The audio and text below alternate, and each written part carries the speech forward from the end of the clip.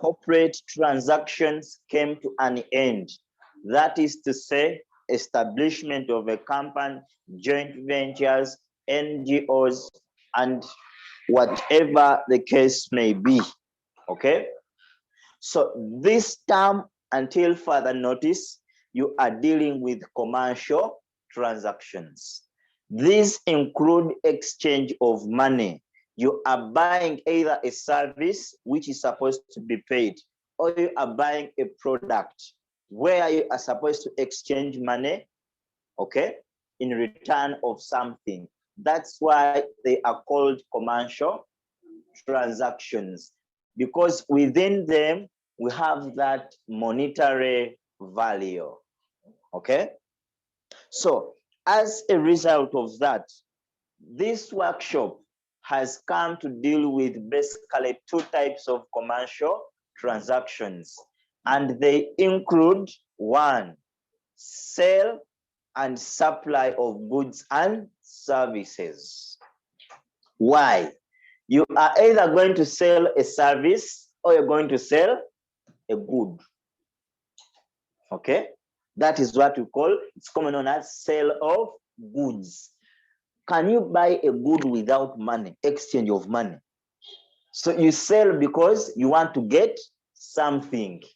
Okay, that's why it is a pure commercial transaction. Okay, then if not, the second workshop deals with procurement. Okay, and take it from me, yes, I am live to the fact that some of it is your first time to deal with the question known as procurement. Okay, it is the first time. However, it is the simplest to deal with. Okay, okay.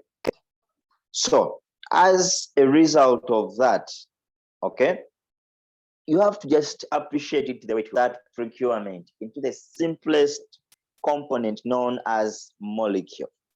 Okay, that was science by then. So a brief overview of these two before we drill to the law. Okay, let's start with sale of goods. Okay, let's listen, just listening, and we get that picture of what we're supposed to be dealing with. Okay,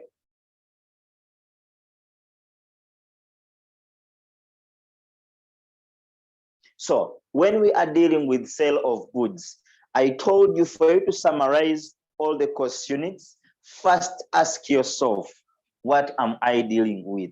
So the following questions will be guiding us. One, what is sale of goods? What is sale of goods? Okay, what is sale of goods? Okay, that will be answered in the act. Okay, because when we are dealing, we have two things: we have sale and an agreement to sell. So you should be able to differentiate what amounts to sale of goods and then what amounts to an agreement to sell. Okay, then after understanding that, ask yourself, what do we sell?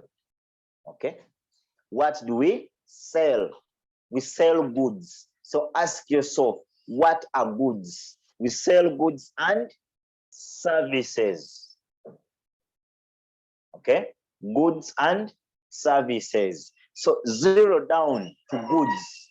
Okay, ask yourself, what are the different types of goods? Because when you are going to buy, you tell that I want this type of good. So when you look at the type of goods, ask yourself, are you going to deal with ascertained goods? Okay, unascertained goods, specific goods, specifically manufactured goods, future goods, all those are types of goods you have to appreciate.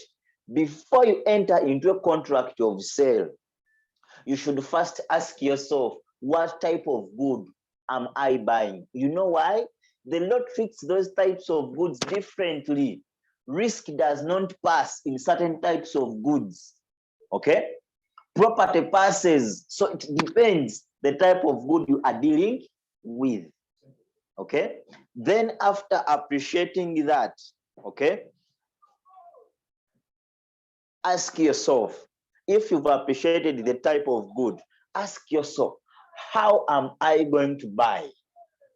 How am I going to buy? Are you going to buy?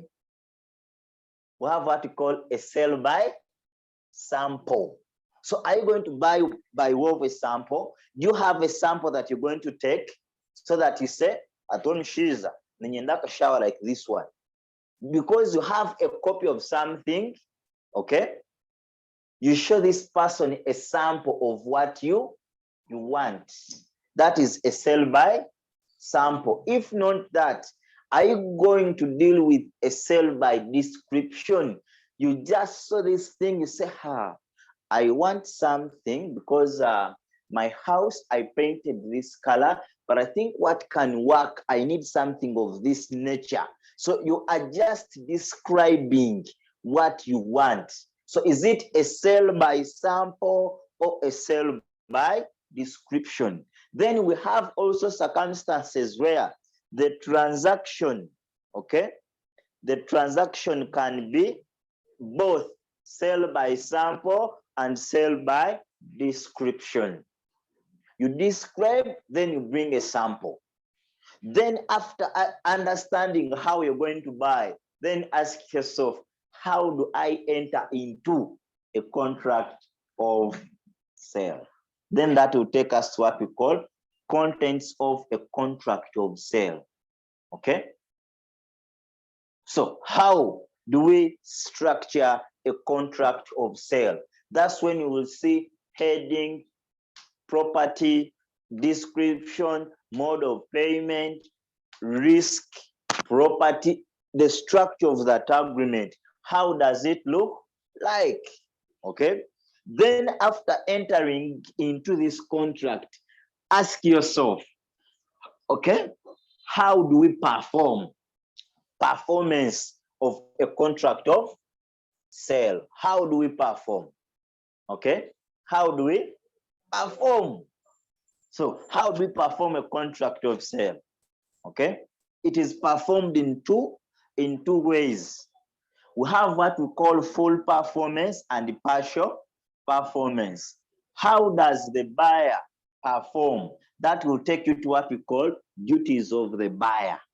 When we are performing this contract, what are your duties as the buyer? Okay, you have a duty to tell me place of delivery.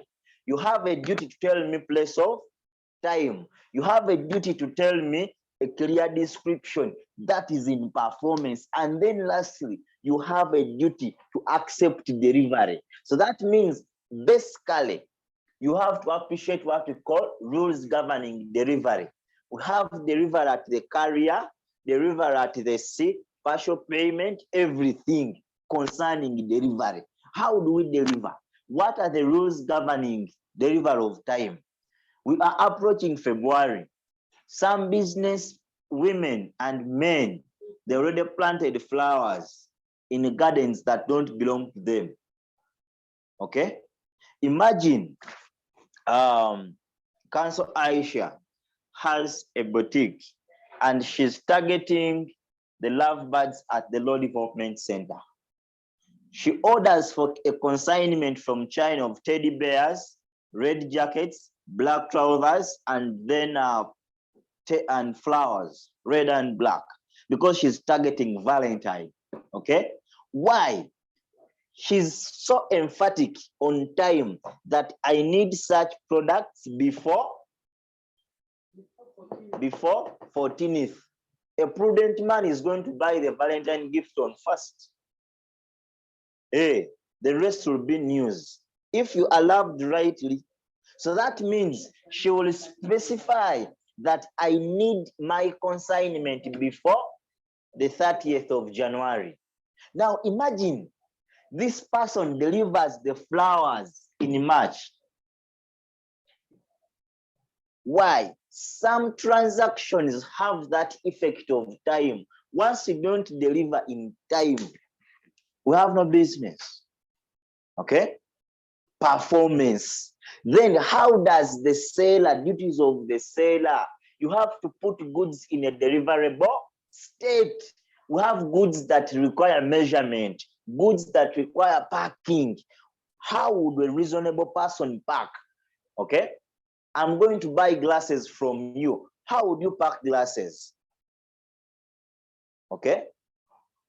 Then you, the buyer, once I deliver, you have a duty to accept, but that acceptance, it is your right to do what we call inspection. You guys, hey, you know what we call, LDC is not going to tell you about the online sale, the Jumia thing. You have a duty to inspect goods, but have you, me myself, I teach this course unit, but I buy from Jumia, but I rarely inspect goods. And it is your duty and obligation to do inspection of goods. You always see that what you ordered versus what you received. You saw a girl putting on a dress when the hole is here, okay? She's the boob is peeping like this. I put on this one. Jesus! When you buy the dress, on putting it on, when the design you saw that was here in the chest is here in the stomach, and you start even collapsing. Why? Did you inspect that product? Did you inspect? Why? You have a duty to inspect, okay? So then your presumption is performance has been there on both sides, okay? Then ask yourself, what are the effects of a contract of sale? What are the effects that if we enter into the contract of sale, what effects will come out? The effects are, the first effect is passing of risk. Okay, so you have to understand rules governing what is risk and the rules governing passing of risk. Okay, at what point the general rule is risk passes with property, but we have circumstances where, okay, risk will not pass depending how you guys have agreed. So you have to up, that is, risk is so hard to appreciate. Okay, but I'll give you an authority that really explains that very well. Okay, then if not passing risk, we have what we call passing of property. At what point will property pass, and what amounts to property in goods? Okay, we have unascertained goods. Why? Remember where I started from? The goods are supposed to buy property in unascertained goods. Property in future goods, at what point will they pass? Because in future goods, I pay before even you make the product. A good example, when you are building, people go and start making those doors, not so, but you pay even before you take them. They just call you that, hey, they are future goods. You pay for them, but property does not. But the day they give you a call that Hajat, your doors are done, and you don't pick them, and at the end of the day you come and they are not there, whom are you going to blame? They told you to come and pick them. They notified you. That means property passes with the risk the moment you get to know that the goods are manufactured. Okay? Yes? Yeah. Yes. Okay, you see? So, are we together? So, mark that, okay, and provide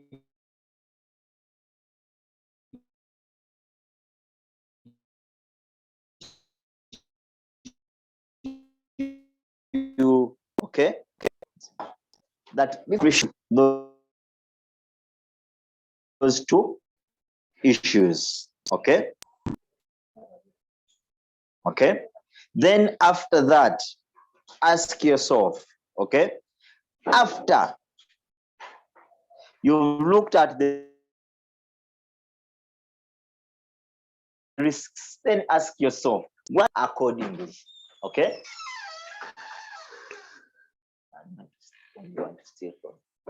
Okay, what happens if any of the parties does not perform, okay, to your expectation? That takes us to what we call remedies in sale of goods. So these remedies are categorized into two. We have remedies of a buyer and remedies of a seller. Some remedies cut across, but we have those specific remedies. When you are dealing with a seller, remember a seller still has a lien over these properties, okay? That's why we have the remedy of stoppage in transitu. They'll give you facts and ask yourself, under what circumstances can a buyer stop the transaction, okay? What happens in circumstances where we agreed that payment will be made upon delivery? Before I deliver, I get to know that Hajat has been declared bankrupt. Will I leave these goods to proceed? She has no capacity to contract, so I'll exercise the right of stoppage in transit. Okay? If not, after stoppage, what other remedy? You have a right to the seller. Okay? Then a seller also has another remedy known as, yes? What happens if I've delivered and Vincent has not paid? That means me on my side, I have performed, not so, but the other party has not performed. So what remedy do I need? Specific performance. But ask yourself, the facts I have, is specific performance still applicable or not? That would be a fact. It is a case-to-case basis, okay? Then if not that, the goods you've stopped them in transit, you have them, not so? If you have these goods, ask yourself, how are you going to deal with them? You have a right to resell. It's another remedy, okay? You have a right to resell, okay?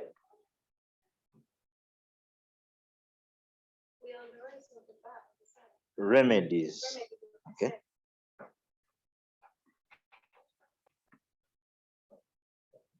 Okay? So, then let's assume you are dealing with the buyer, okay?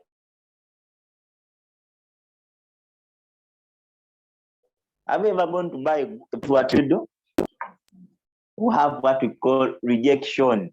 You reject the sijja bitwala. Nonya go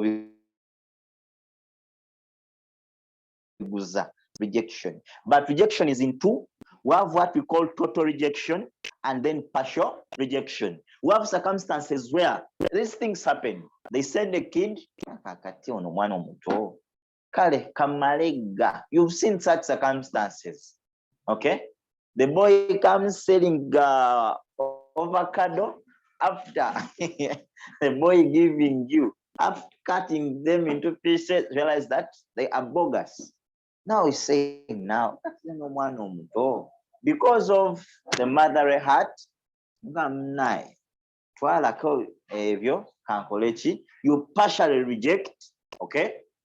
Then if not total rejection or partial rejection, you have another right, okay? The remedy you have.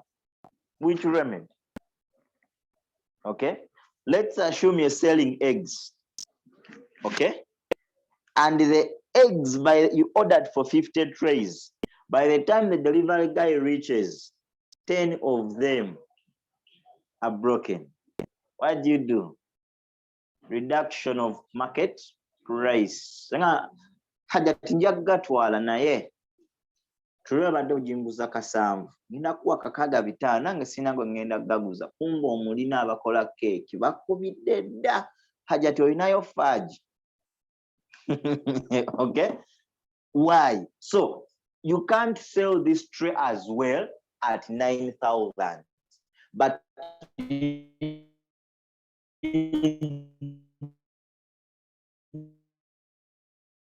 no, that this madam 1,500 I'm buying the damaged trays at 5,000. You either agree or you take them, because Hajat knows she's not going to sell them anywhere.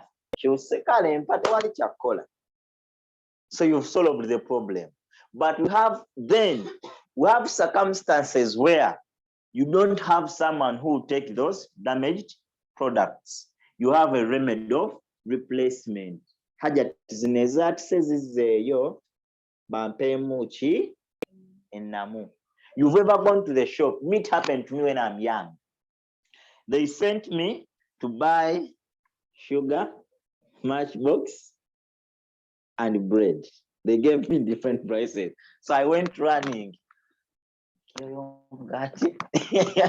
by the time I reached, the price for soap was different. So I mixed, yeah. So reaching home, they told me,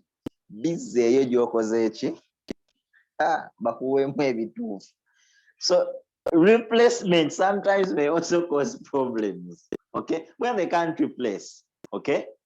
And at times we have where replacement is expensive, but we have goods that can easily be repaired, you know. So then you have another remedy known as repair, okay. If not repair, we can do what we call rescission. We rescind the contract. Mpa sente zange nona muwalawo sina gye mutwala. We rescind the contract of marriage. Whatever I brought at Brenda's place, let them give me back my products. They take their fake product from China. Not saying that she's fake, eh? Okay, that's rescission. Then you also have a right to sue for specific performance. So briefly, that is sale of goods. So what is hard?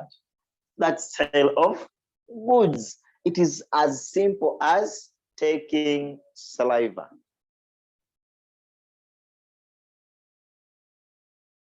Procurement as well. Yes? Council, I missed. And then you deliver, but what you deliver is not what you reject and or replace.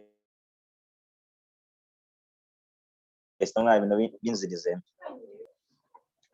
are going to repeat when we are writing. Okay? So let's go to. They are the same. Exactly what you study here, it's the other side. Okay, just services differ. Okay, so now let's cross to cancel volume. Cancel Jeff, I'm seeing the microphone. No, I was requesting, since I'm very far away, you just go slow on the next session. Thank you. Okay.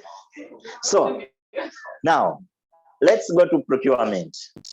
Ladies and gentlemen, procurement is a question that most of us have never dealt with. Okay. I myself, when I joined the back course, it was my first time to deal with procurement. Okay.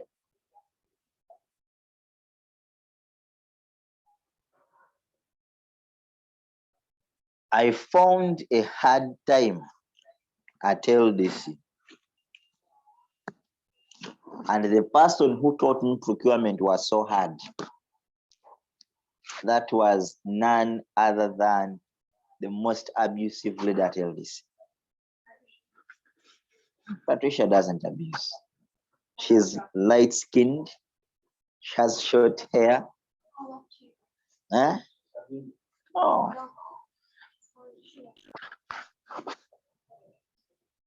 You'll find her on the panel.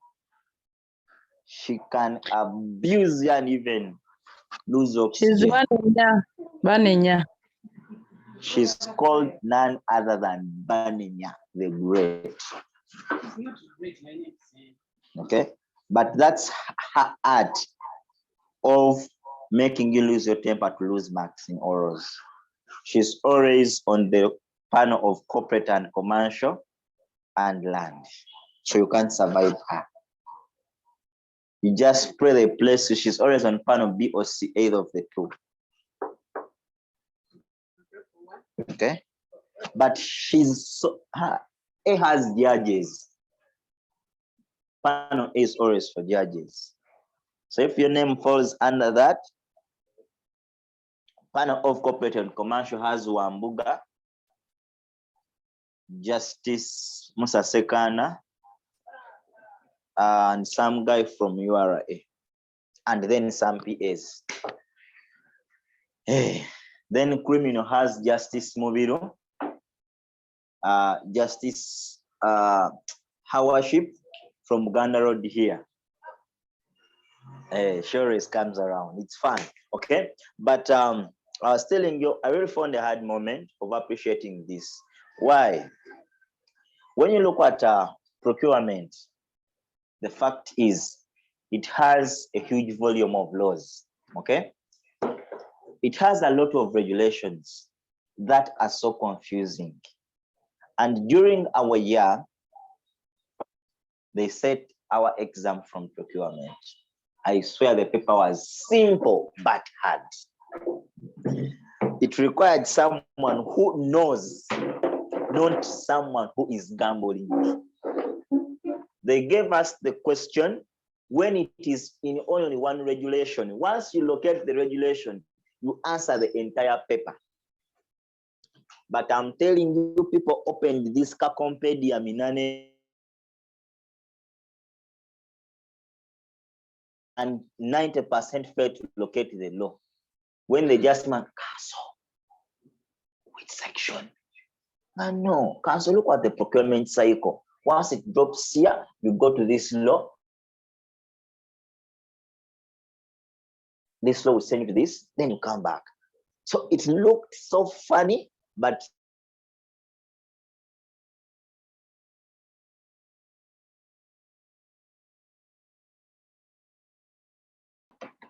this is a sure deal. 90% you're going to get procurement questions. 90%.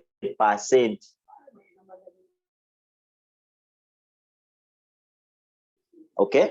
90%. You have 3 questions. One always comes from companies, another from procurement, because they know those things confuse.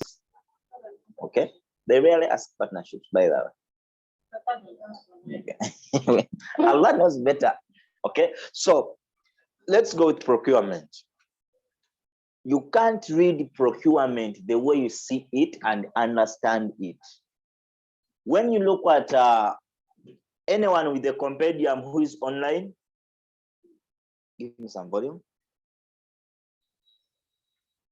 Anyone with a compendium online?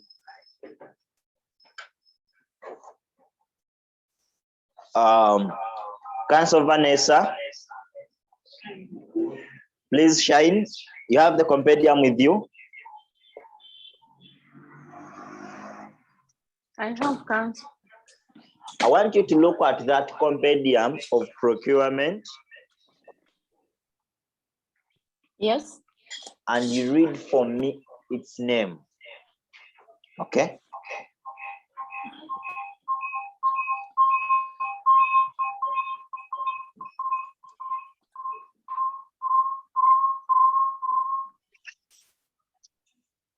A compendium for procurement. Yes. Statutory instrument supplement. Yes, Council, it says. Statutory instrument supplement. Statutory instruments 2014 number 20. That's what I see on top.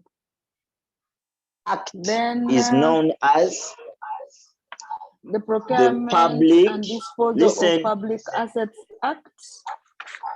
Okay, it is known as the Public Procurement and Disposal of Public Assets Act.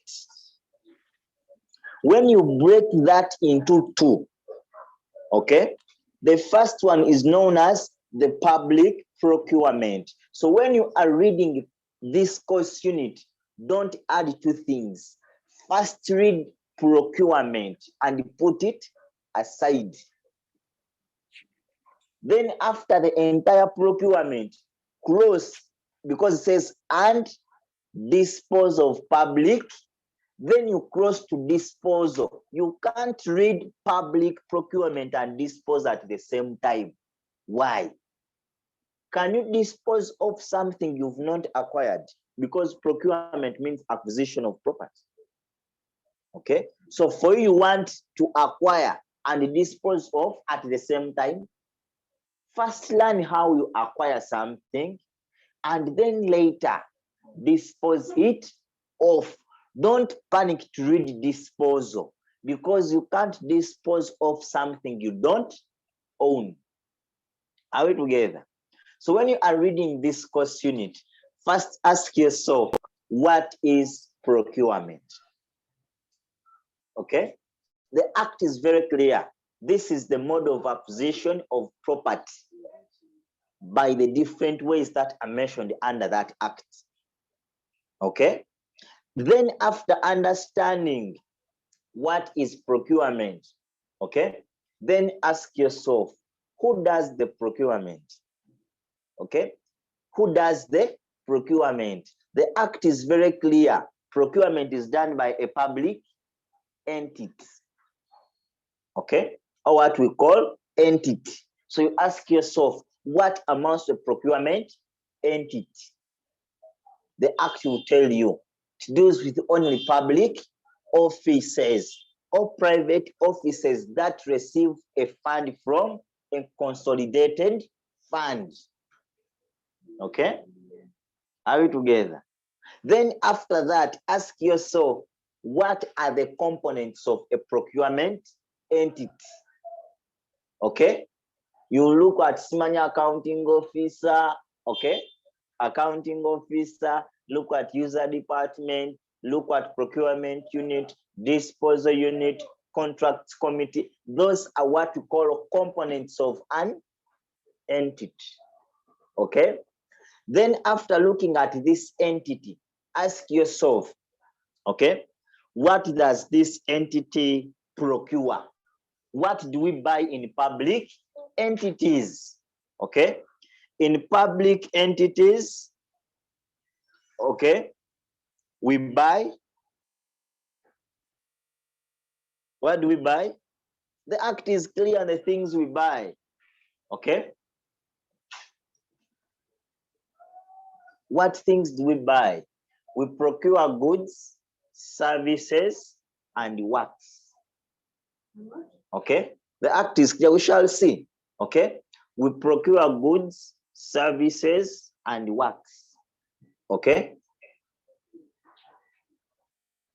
services are divided in two categories, and then these are also divided, which we shall tell. Okay, because we have consultancy and non-consultancy services. So you ask yourself, let me tell you this. You know what shows that you guys are going to have procurement? When first term is ending, they start a construction project at this. And I'm sure Wambuga ajja kukwata ku mukono akufulumye. Okay? Akugambe, cancel, look at that building. Have you seen those guys working? He say, yes. You go back. He tells you, cancel, submit. You ask yourself, what is he telling me to do? Isn't that works? That's construction, because works has categories. Once you tell that it's construction, it falls under works. You say, okay, good. Then they'll ask you, how can LDC ensure that that building passes the test of time? They want services. Which services? Supervision. You got that site. They will tell you so and so on site. Not so. You have an architecture on that building. Aren't those services? Those are what we call professional services, okay, or consultancy service. Supervisors. It's a service. Okay. So depending. So you should be keen with those buildings taking place. Those guys cleaning, that is a non-consultancy service. Those guys will be at LDC from 8.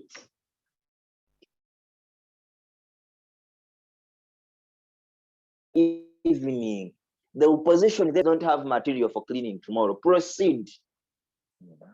What should I do? Ask yourself, which service is this?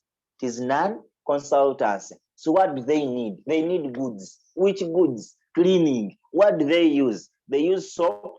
They use liquid soap, water, and what? Ask yourself, how can I get them? How much do they? Because the how much determines the mode of procurement. We shall get there. Okay. So after you've appreciated, okay, you will see. We shall get after reading the law, you appreciate it. Okay. Then after understanding what to procure, okay, then ask yourself, who is the overall supervisor of procurement? Then you look at what we call the authority, the National Procurement Authority. Okay. It supervises the entire procurement. Okay. Then after looking at that, then ask yourself, how do we procure? Okay. That will take us to what we call methods of procurement. Okay. These are case-to-case basis, depending on what you are procuring. Okay. We have international bidding. Okay. We have restricted. Okay. We have micro. They are numerous. We shall see how we get to them. We have direct procurement. Under what circumstances will you buy direct like this without even consulting anyone? Okay. Under what circumstances shall we go for what we call international open bidding, when all international entities can come on board? Okay. When shall we go for international restricted? When we have a particular company, for example, okay. When we go for what we call domestic restricted, when only Ugandan companies should compete, that's what we call bubu now. Okay. So depending on what you are procuring, it will tell you. Okay. Then after understanding the method, then ask yourself, what is the procurement cycle? Then we shall go through the cycle, but I'll find means of teaching them in a simplest way. So, are we guys together? Okay. That is the cycle. Okay. So after the cycle has gone through, you can't tell me that you always be happy with the entire process. Then we shall go for what we call administrative review, where you enforce where someone's rights have been infringed on in procurement. Okay. Simple as that. Okay. But don't worry, we shall repeat these things until they enter. Okay. Until they enter, because I know. Okay.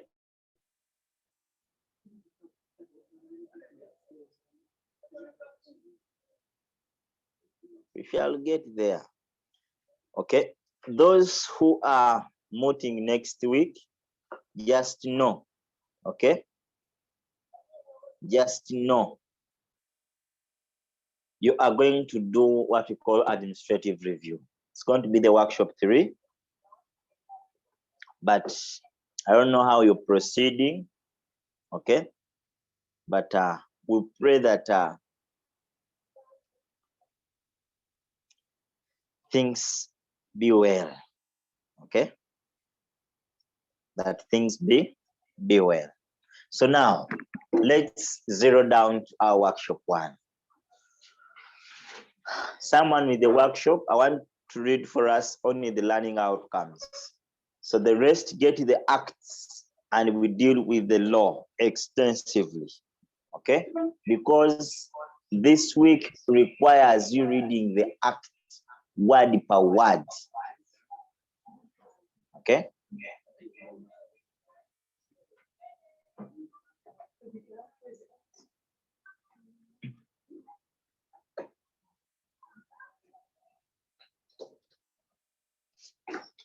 And colleagues, I'm very sure, were those acts amended?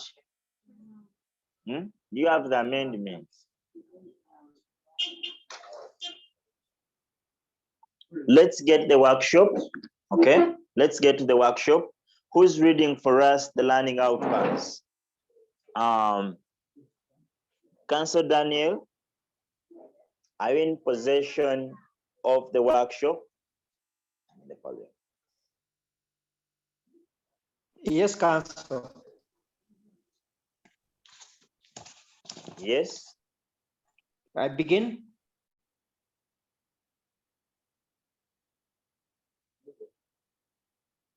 Council Daniel, Can I proceed? kindly read for us the learning outcomes. Thank you. The learning outcomes for this workshop are as follows. At the end of this workshop, students should be able to identify a contract of sale of goods and a contract for supply of services. 2, classify a contract of sale of goods and supply of services and explain the salient features and terms thereof. 3, enforce remedies available to an aggrieved party in a contract of sale of goods and supply of services. 4, explain the purport and extent of terms in a contract of sale of goods and supply of services, including exclusion, exemption, and limitation clauses. 5, draft comprehensive contracts of sale of goods and supply of services. 6, identify and address ethical issues in transactions of sale of goods and supply of services. So what does that imply? That workshop 1 is entire dealing with sale of goods and supply of services. So when you are going to read the law,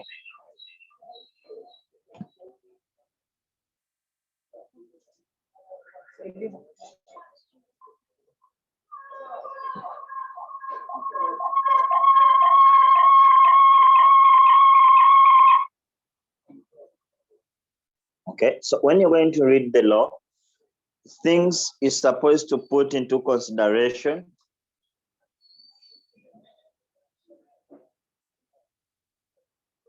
are: 1, what is a contract in the first place? What you should know that all the units you're going to deal with, the law of contract is central.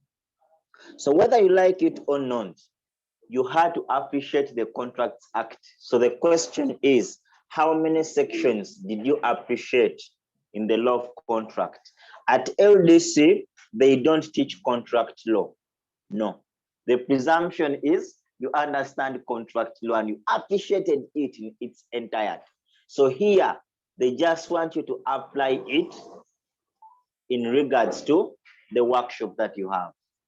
So when you are reading the act, you have to be following the learning outcomes. If the learning outcome 1 is telling you to differentiate between a contract of sale and a contract of supply of services, first ask yourself, what are the keywords, okay, in that learning outcome? We have a contract, we have a sale, and then services, okay? Then break that first. What is a contract? First things first. Which law defines a contract, colleagues? Yes? Which law defines a contract?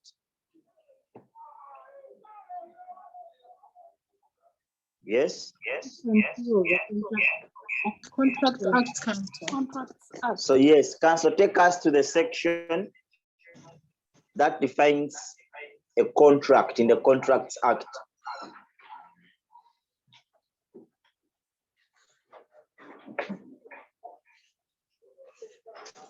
Yes, Council, take us to section 10 of the Contracts Act. Okay.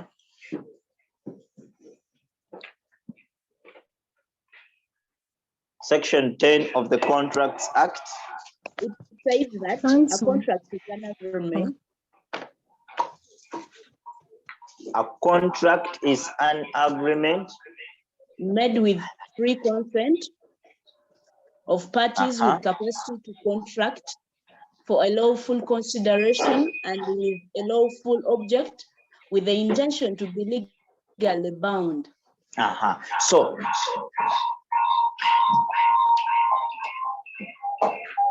we'll put it aside.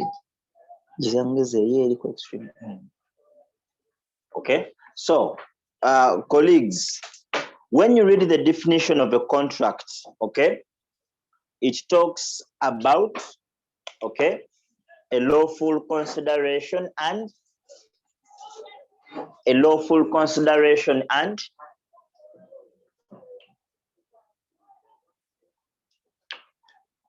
lawful object. Okay. A lawful consideration and a lawful object. Yes, the first thing we are defining is a contract. Why?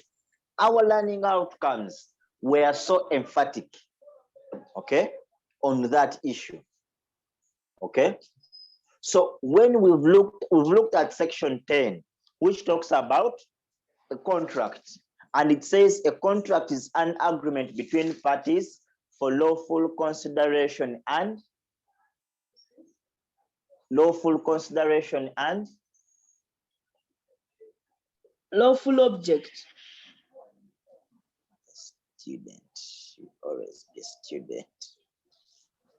No, you have the act here, but you're not opening. It's there. Check down at the end. Isn't it there? Okay. Okay. But I've said lawful consideration and object. I want to underline the word object. Okay. When you look at the meaning of object, the literal meaning of object is what we call subject matter. Okay. So under this, which category of contract are we dealing with? So under this course unit, we have two forms of contracts. So the first one is a contract of sale, and then another one is a contract of supply. So let's go to the first category, which is known as a contract of sale. A contract of sale. So now, Council, come to the Sale of Goods Act. Does it define a contract of sale? Okay. Does it define a contract of sale? It does.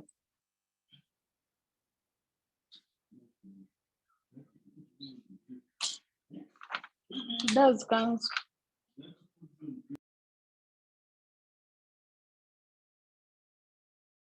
Okay. Council, does the Act define a contract of sale?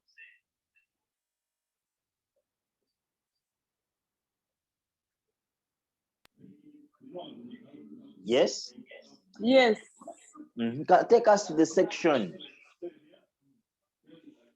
Council, it is section 1, subsection 1 of the Sale of Goods and Supply of Goods. Contract of sale includes an agreement to sell as well as a sale. It says a contract of sale includes an agreement of sale and a sale.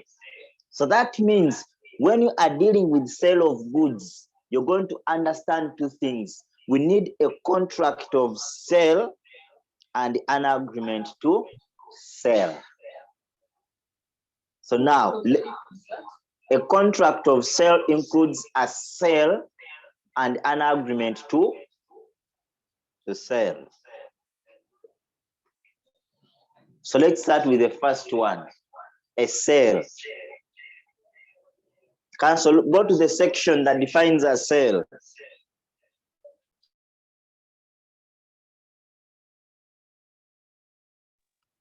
Section 2, subsection 1.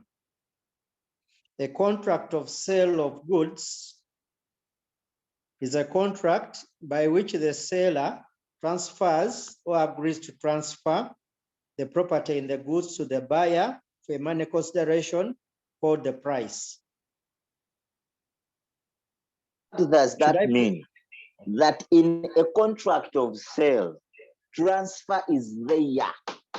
Okay? We transfer the property in goods for price.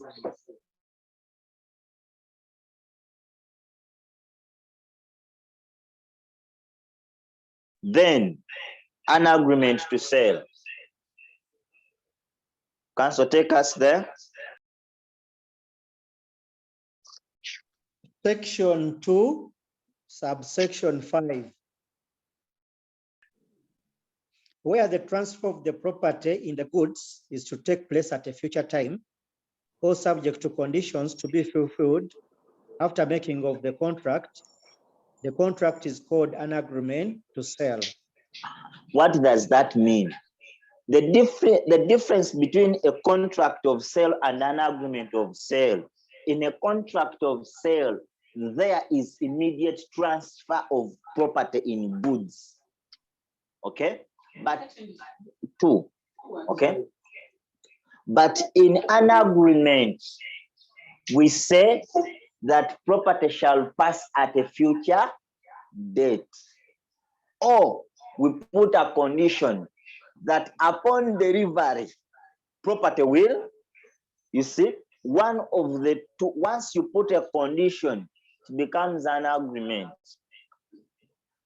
Okay?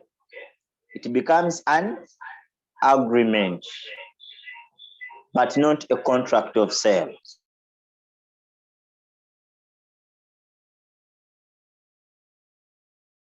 Are we together then? We go on.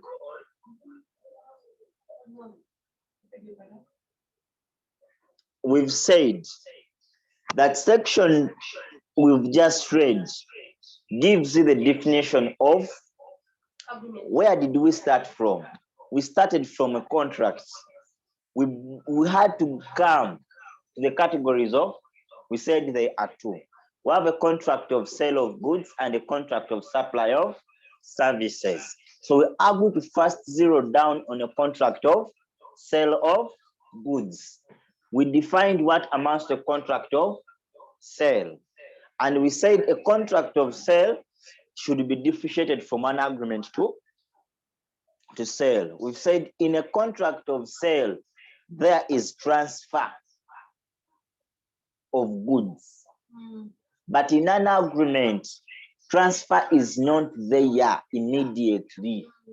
It is at a future date, or it has a condition imposed there on. Are we together? So now, we've seen firstly supply of services alone. Okay? The challenge you have, for you want to read the things the way you see them, it will be a lot for you to comprehend. Leave services, you are dealing with goods. Okay? So now, ask yourself, we've seen the contract and the agreement. Okay? What do you buy, Council? Yes? What do we buy? We buy goods. Council, does the act define goods? Look for the definition of goods.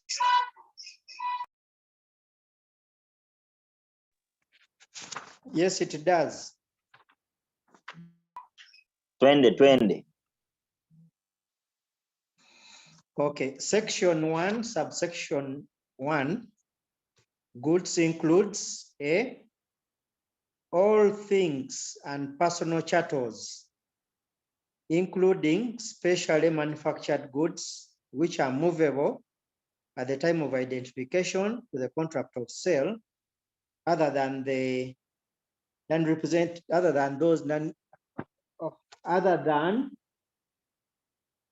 money representing the price. investment securities and things in action. B, implements, growing crops, unborn young of animals and things attached to or forming part of the land, which are agreed to be severed before sale or under the contract of sale. C, software. D, undivided share in good held in common.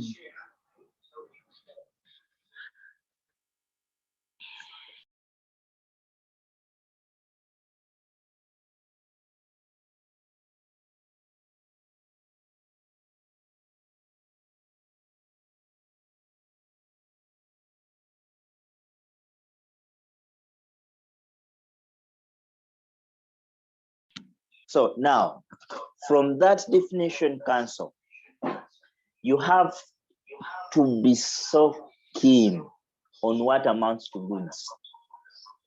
That definition excludes money. Money is not a good. Anything that is not mentioned there is not a good. Well, I saw a question where someone was hired to make software for a certain company, and someone took it as a service. Software is a good.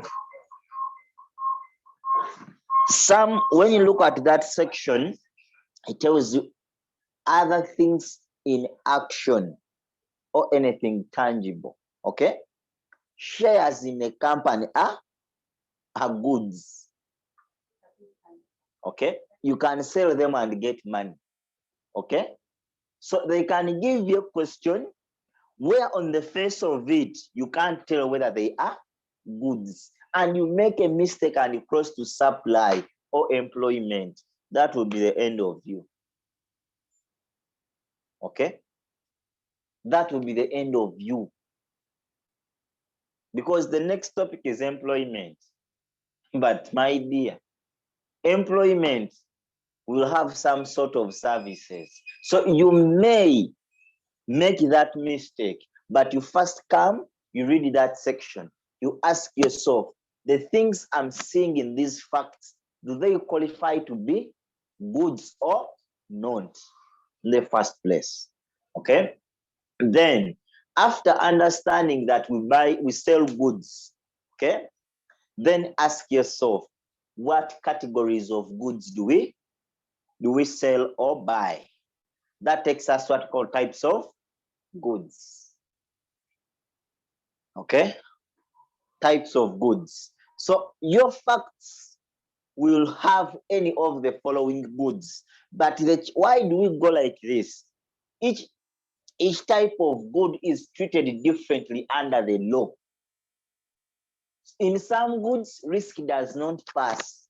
In some goods, property does not. So before you say you are reading the question, ask yourself, the goods that were bought, how are they treated?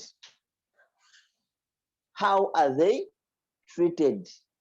Okay, so let's go on. Types of goods.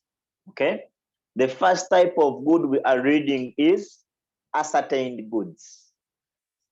Council, take us to the definition section and we understand what are ascertained goods.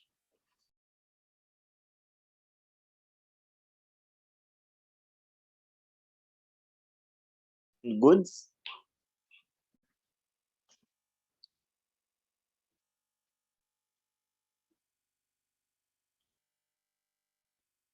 Council, because under the interpretation section, yes, it's not there.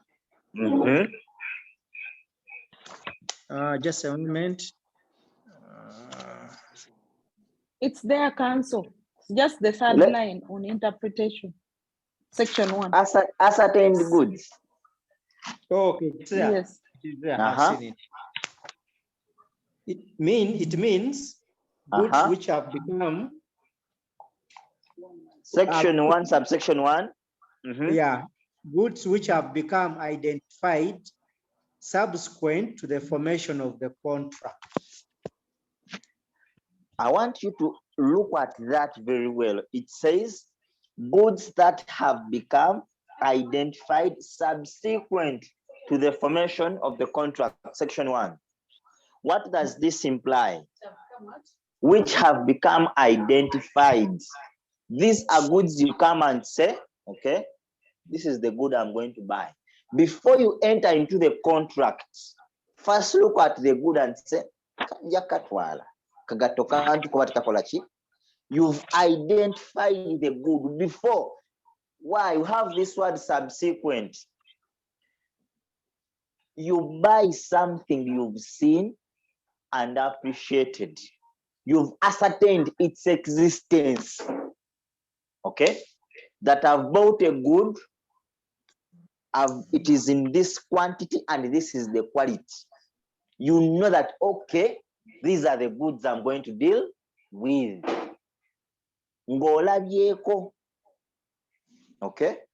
Remember in the ancient days, okay, they could just wake up one morning, they bring for you hajat naluwama, chala uju. Okay? From nowhere, you meet Jeff Vidand as your husband. Okay? Why? Were they ascertained goods or unascertained? I don't know. Okay? So, something ascertainable, you first look at it before you enter into a contract. Okay? Then another type of good. Now, for example, when you look at that type of good, you've seen and appreciated. Once you pay, property passes there and you've looked at it. So don't say that, okay, you saw and appreciated. Okay? So let's go to the next type of good, unascertained. Unascertained. Okay? Council, go to page 8. So the same section. Supplier. Yeah, You'll the see same it. section. Unascertained goods means goods not identified and agreed upon at the time the contract is made. Now, you see, this is different.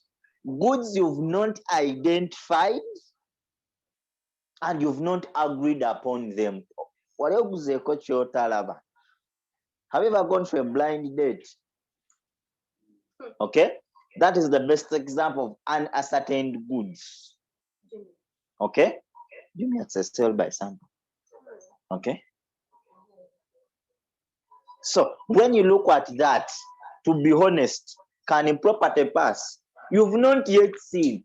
You guys just agree, okay, that I will buy. A good example, okay? You see these businessmen of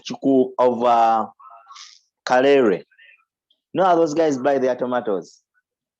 They go in the farm, they look at your garden. Before when we have that at the flowering stage, they say, I've bought the entire garden at 4 million. The guy has not yet. Yes, that's how they buy tomatoes. That's how they buy, if you want to benefit from it. Because if you leave it past the flowering stage and this person sees the number of tomatoes he has, trust me, he will kusera you. So you tell him, you know what? You know, these tomatoes are going to get spoiled at the end of the day. So let me just buy the risk at this stage. This person has not ascertained how many tomatoes will come out, but he agrees to take on the risk. So you enter into a contract before seeing what you're going to buy. Okay? The difference is here in ascertained. You enter into a contract when you've seen. Here in unascertained, you enter into a contract when even you don't know what you are buying. When you don't know totally. No tomato. Okay? You say you bought the entire garden After the flowering stage, it rains heavy with hailstones and the entire garden is disposed of. That's a loss. Okay, so that's the challenge with this type. These goods, you either maximize profits or profits maximize you. It's like going for a blind date. We have men who talk nicely on phone, but you tell him to come out, you collapse. We have girls, if you lock her in a room, you give her microphone. Allahu Akbar Kabira. Wallahi omukazi ali omwo. Hey. But baguleyo. Naye bannaye abasajja bakola kimwe in the room. Why? Okay? Because you've not seen what is, you're just assuming. Okay? These girls have a tendency. The girl can put her friend who is extremely cute on the profile picture.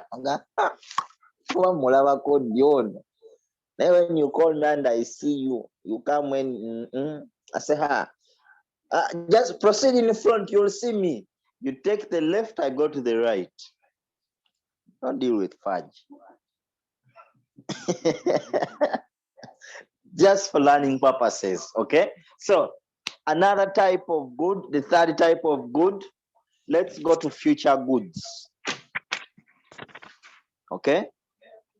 Future goods. So, why people fail to differentiate between future and unascertained. Okay? Unascertained goods are in different stages. Another example, you can enter a room when it has beans, but you don't know how many kilograms. That means you've not ascertained how many kilograms you're going to buy. So they are still unascertained. Let's go to future goods. Can you take us to future goods? Okay, same section like the previous ones. Future goods means goods to be manufactured or acquired by the seller after the making of the contract of sale. You see what this, okay? Future goods are goods that will be made in the future after entering into the contract. That's the example I gave of doors. Okay? You come to this guy, others guys have nice aluminum. Okay? They come, they inspect the site, they measure the width and the length, and they say, okay, I think this is this and this. And I say, Hajjaj, we shall need like 4 million. You pay, but you have the products. But the products are to be made in the future. You've seen, I've told you what they're going to do. Okay? Anytime you've agreed upon, you tell them, I will pick them in 1 month. That is the future. Okay? Here you know what they are going to make, but you don't know how it's going to look. You've agreed and paid. So here, one of the parties already is in the contract. You perform first. Okay? So future good. Let's don't get that side. We just take things the way they are. We are still looking at it. So it depends what type of good. When you understand the type of goods, then the rest shall follow. Okay? Okay? We've not yet gone to the mode of buying or selling. We are still, and your facts have all these types of goods. But you're going to get, once you have a wrong good, apportioning a remedy will be a problem. Okay? Just understand the goods. Then after, when you are looking at performance, all of these goods are treated differently. That's what you should appreciate. Okay? So, we've appreciated future goods. Can so take us to specifically manufactured goods? Specially. Okay. Okay? Specially manufactured goods are also under the same section. Means goods manufactured according to specifications set out in a contract or other agreement. Now, I'm sorry if this will offend any person, but I'm using it for academic purposes. When you look at, they said specially manufactured goods means good manufactured in accordance with the specifications set out in a contract or other agreement. You see these ladies, they understand that contract more than any other person. Okay? If it's their wedding day, they use that type of contract. They buy such goods. Okay? We all witnessed, we have 2 weddings that have been extraordinarily celebrated. The first wedding was one of the most celebrated musicians of Rema, Namakula. She went for what we call a specifically manufactured cloth. Yamugamba njagala dress, ngeringa Christmas tree, ngeriko bulb, ngeriko switch, so that buli weninya ngeyakati specifically manufactured, because she knew this is my wedding. I want to look unique. Okay, I want to look. These women, Allah Akbar, for that day. Okay, sorted. Okay, you see why they are singa bagireeta olaba yaganda kwakako siteepu emu ingini yanajja.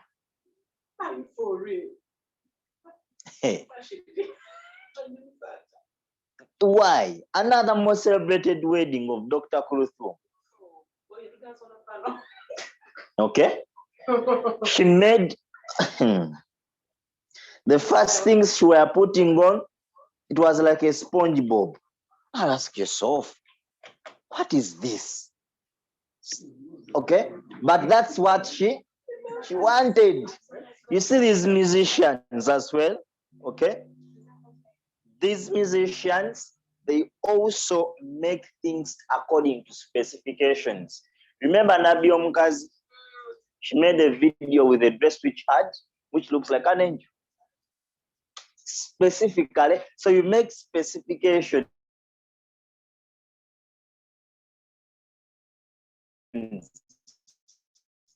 These ladies, okay. Okay, you look at the suits of Council Isaac Semakate.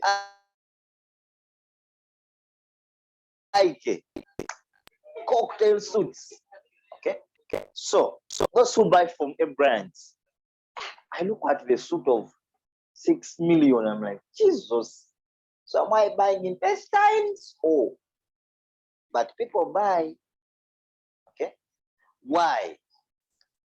That's what you just go. You say, me, I want this. These ladies, they tell that I want this type of dress when it has this and this on my wedding.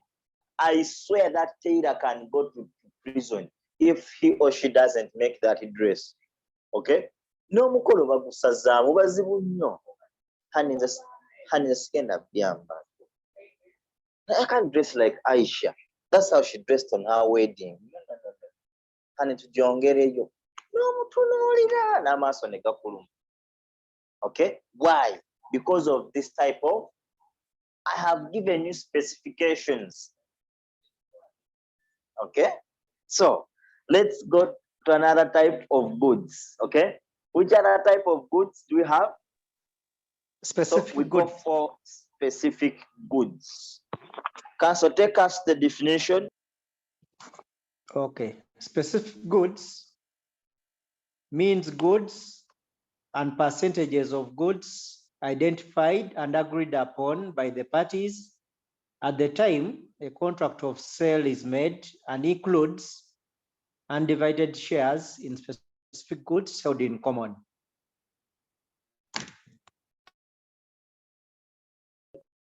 Why these are called, sometimes people fail to differentiate between specific goods and ascertained goods. But specific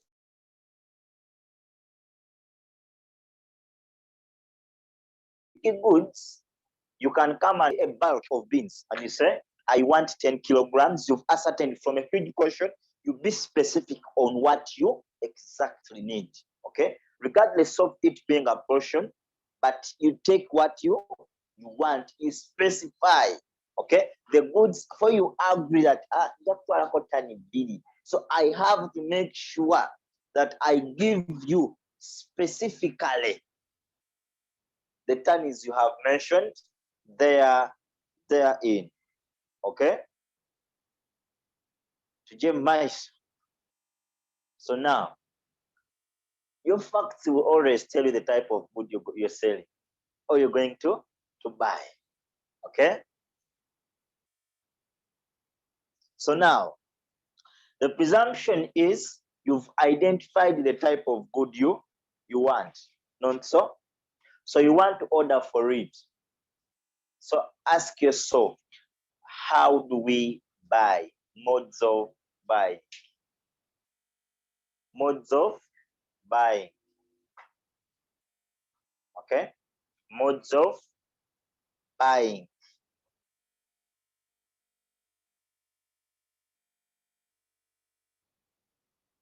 Modes of buying. Okay? So what are you intending to buy and how? We've seen, now you know what you want to buy. Okay?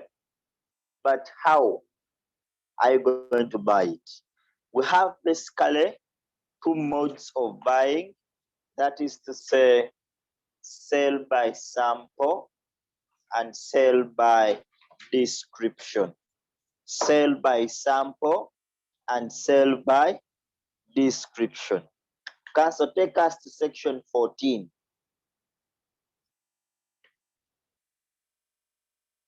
Take us to section 14.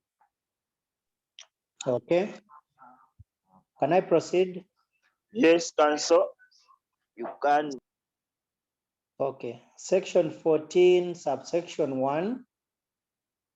Where there is a contract for the sale of goods by description, there is an implied condition that the goods shall correspond with the description.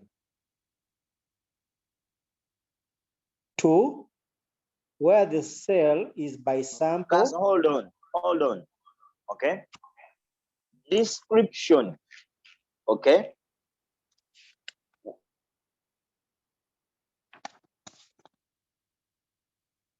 It's you don't have a sample, but you saw something. It was a fair. Why should I even use oros? These women are fun. You can ask a lady which type of man do you want? Okay. Then she starts giving you the description. I want a God-fearing man as if she fears God. 2, I want a rich man, educated, giving man as if she's giving. Okay. You are just not, okay. You are giving a description of what you want. Okay, you're giving a description of what you want. You don't have it, but you're describing. So we may go to parties. Okay, we may go to parties and you see someone putting on a particular thing. Yeah? Or nowadays TikTok became a problem. Okay, you see something but you forget to take a screenshot. If you want to buy for your girlfriend or boyfriend something this Valentine, just get to their phones, go to the gallery and check the screenshot sector. It has everything she wants to buy, starting from the shoe and the stockings. It has everything. That's how they keep. And you're going to see possibly if fishes were stars,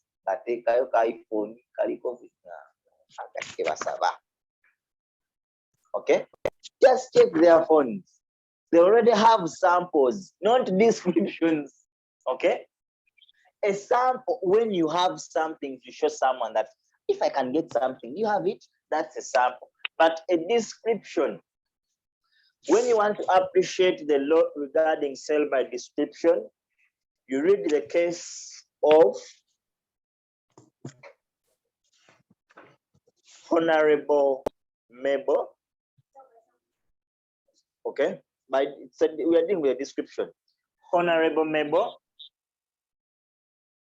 Bakaine versus Yuasa. Versus Yuasa. When you look at that case, what exactly happened is that versus Yuasa. Okay.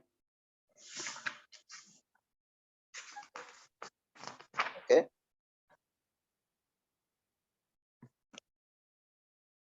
Okay. So when you look at that case, what happened? You know, these MPs, they receive money after swearing in. So she received that money for the car and she wanted to pay out. So she talked to Honorable Tinkasimire Omugezi. I have a colleague there now. I can take you, can get a good car.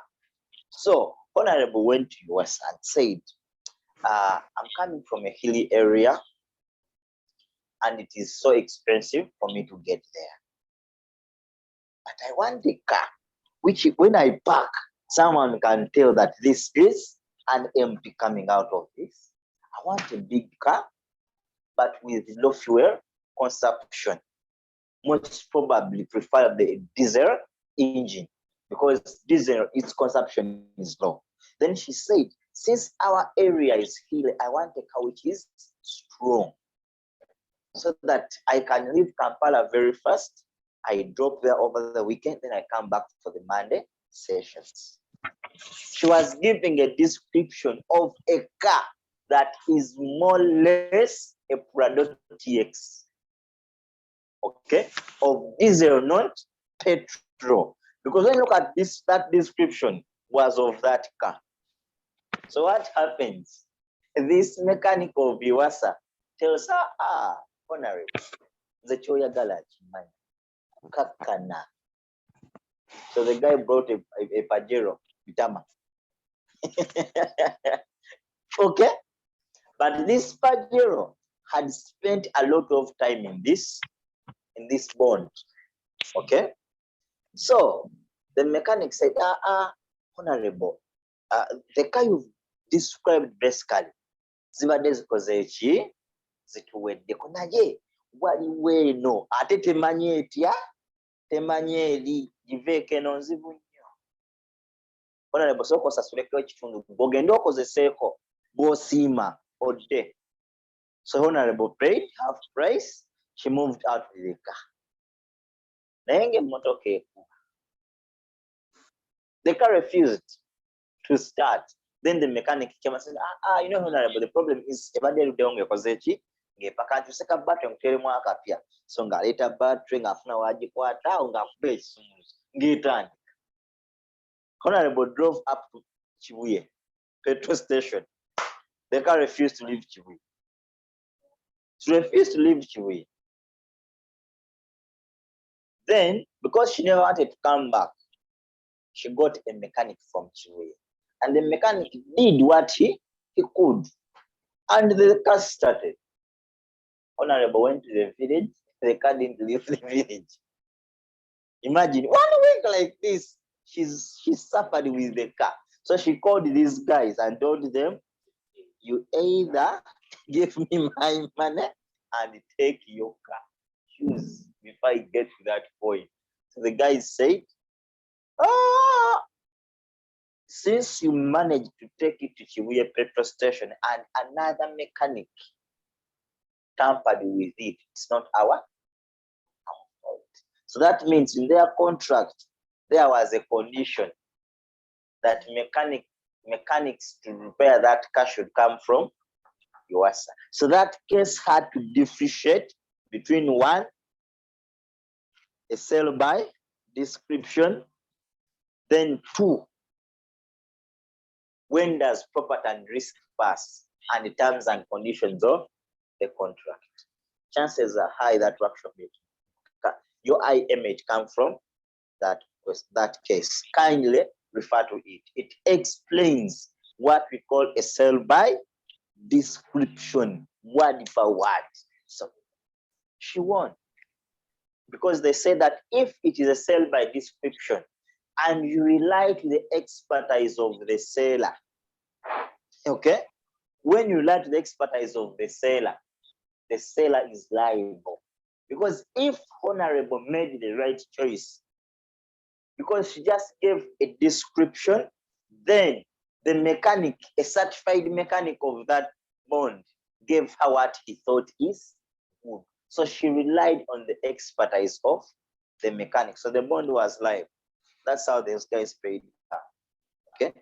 Regardless of her having pending balance, she won and okay, just enjoyed life, just like that. Okay? So you look at it. Then if we are not selling by description, we shall sell by sample. Okay? Sell by sample.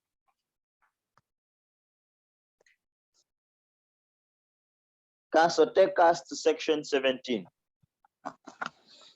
Okay, section 17, sale by sample. Subsection 1, a contract of sale is a sale by sample where there is a term in the contract, express or implied, to the effect that the contract is a sale by sample. Sample.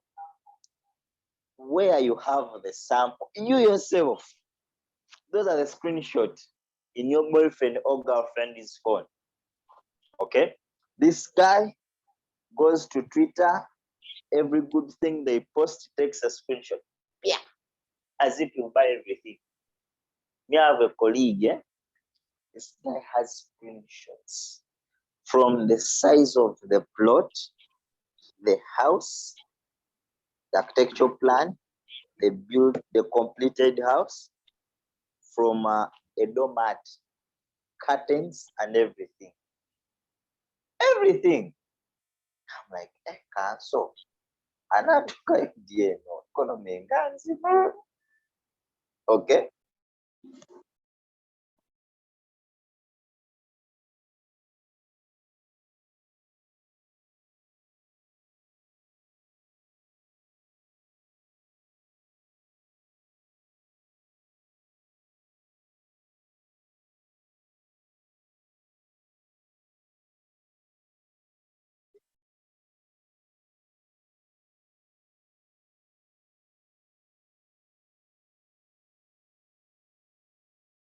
Okay. So a good example of a sale by sample has ever gone to Nina Interior. Okay. How do they sell? Is it a sample or a description? How? Whatever is at a display is a sample of what they have. So when you go in what we call those guys that have warehouses, the exact product they sell is in the warehouse. So these ones here in the showroom, a showroom is a place of sell by. So whenever you go in a transaction which has a showroom, just know it is a sell by. Whatever room, and I say I want this, my dear, it should be like that. Okay, don't be like these guys of Owino. You can pick a trouser at the time of parking. You take sockets. At the time of parking, you take sockets. Okay, you've seen a gamba haja tikano kalaba muno obukaya bw'obuliko ogenda tuke abakwade kijjalabi nga kyakumesa. Okay, why? A sample is supposed to match by the entire. Okay, so at times, if it is not a sell by sample or a sell by description, it can be of both. Where it is a sample within description, that also happens. Okay, that also happens. So now, It can be a sample with a description. Okay? You describe what you want.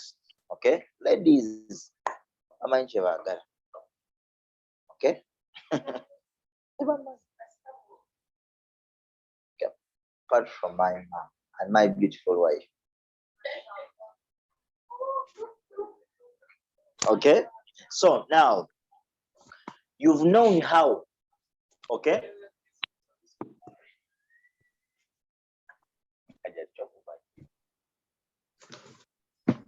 Okay? So now, after you've known what you want to buy, those are the goods. You've known how. That I'm going to use a sample or a description. Okay? Now, we enter into a contract of sale. That takes us what we call formalities of a contract of sale.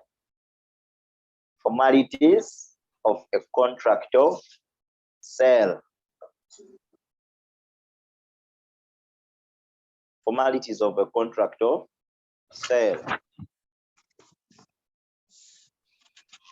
When you read that act, it talks about structure of a contract of sale, non so? It has a part that talks about structure.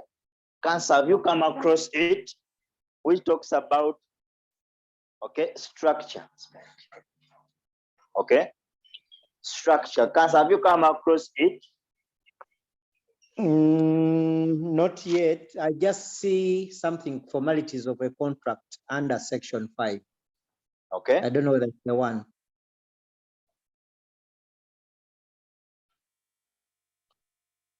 Is that the one?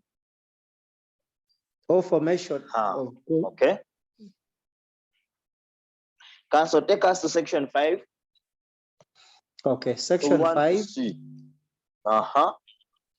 Making a contract of sale or supply of services. Subsection 1. Okay. The contract of sale or supply of services may be made in writing or by word of mouth, or partly in writing and partly by word of mouth, or in the form of a data message, or may be implied from the conduct of the parties. So when you look at this, it gives you what we call modes of forming a contract of sale. So the first one is in writing, another one implied, another one by word of mouth. Okay, word of mouth and writing. Okay, so from this, okay, what is the first thing to deal with in a contract? The first content of that contract. Okay, let's assume it is in writing, not so. So you look at the components. I'm not going to give you all the components, but I'm going to choose the pertinent ones. The first component we have is parties. Yes. Components. So it has said it can be in writing, it can be orally, it can be implied, it can be partly in writing and partly oral. Okay. So we presume that it is taking the format of being in writing. So then ask yourself, what are the contents or components of that agreement? Okay. Yes. So the first thing that I'm interested in are what? Parties. The contract of sale is between who and who. Then the first one we want to look. First one is as components of a contract of sale. Okay. So now already all over.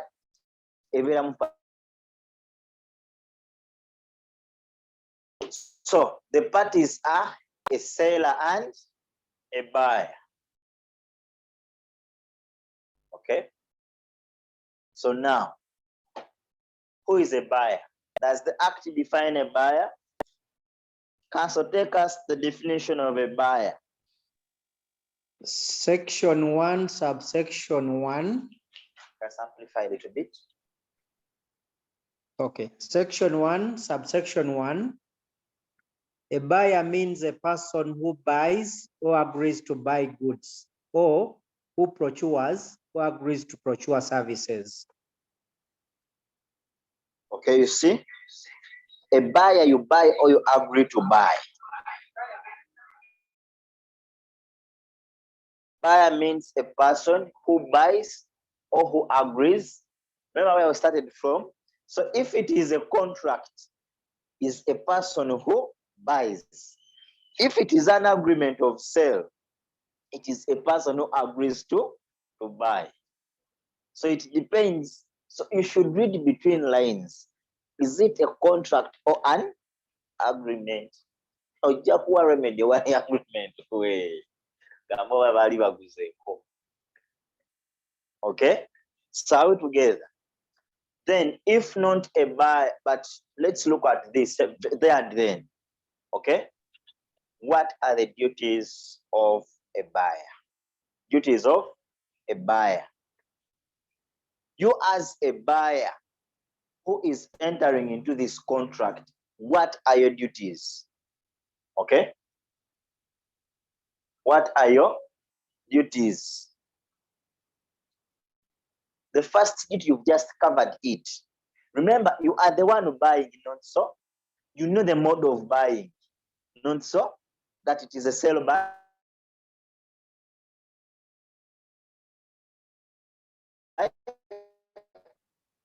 sample, not the right sample. No, this is the duties of the buyer. A buyer, yes, you are the one by you. Okay, you have your screenshots in your phone. Okay, what's it? You want to buy those things. So if you are buying when you have a sample, you have a duty to take that sample to the sale omubuuze hajat olina abaya weti. Okay, oba tozirina oba tolina ngamba tojingirira zirina ezo mba nazo nogenda kusano gyekijefaananyiriza. Okay, so that one you have to provide the, so that is the first duty, to provide a sample of what you want. Then, if it is not a sell by sample, it will be a sell if it is a sell by description. To give the appropriate description. Mulimu omukazi akwa description y'ekintu ky'ayagala n'ogamba bona omukazi yayonka. Okay, when it is an ambiguous description, olugoye lwa Rema was an ambiguous description. So yeah, to me yali atawagala na baby amalukira bulungi ng'ayaka. Okay.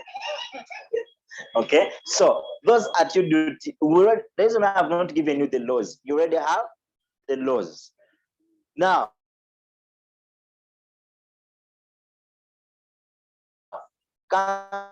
so take us to the section two goods. When you look at those two goods, okay, whether it is a sell by sample or a sell by this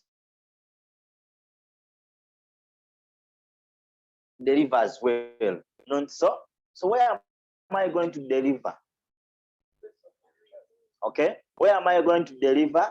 So another duty, the buyer has a duty to name destination. Sontwarewa.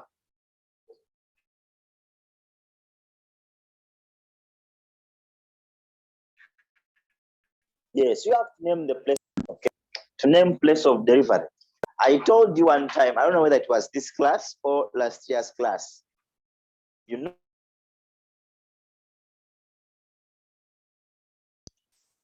when you go to those ancient families, okay, One day I was reading a certain book. It's a Chiganda book. I wanted to understand the reason why men of those early days, when they come from work, they never used to reach home direct. Not because these guys were having a lot of women, but the rationale is this guy could stop in the trading center and buy food, okay, and meat. They send home. Why?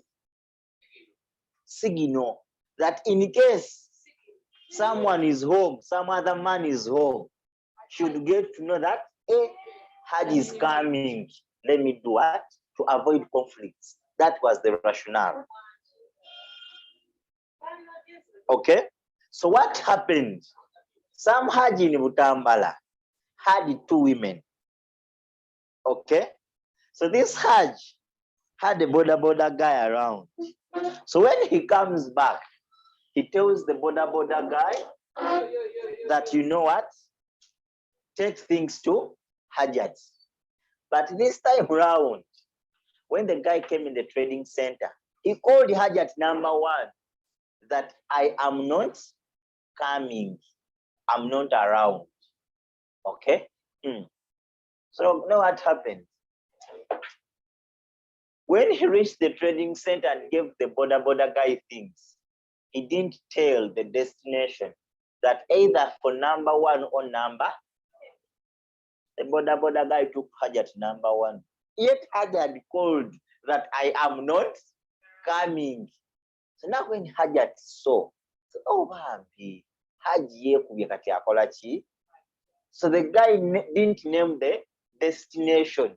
So the border guy took to Hajjat number 1. Now, Hajj had no option, but only to go and start number 1 was, but he was going to Hajjat number 2. That's where the heart was. But because he had shown intentions that I'm coming, Hajj had to go. So when the border guy came back, what you want me to tell you? Very good, Mama Aisha. Hajj te wangambye. Obambi noneyo abireke njagenda. Why was the problem? Not naming destination. So you as the buyer, you have a duty to name the destination. Because me as the seller, I have a duty to deliver. Okay? Okay?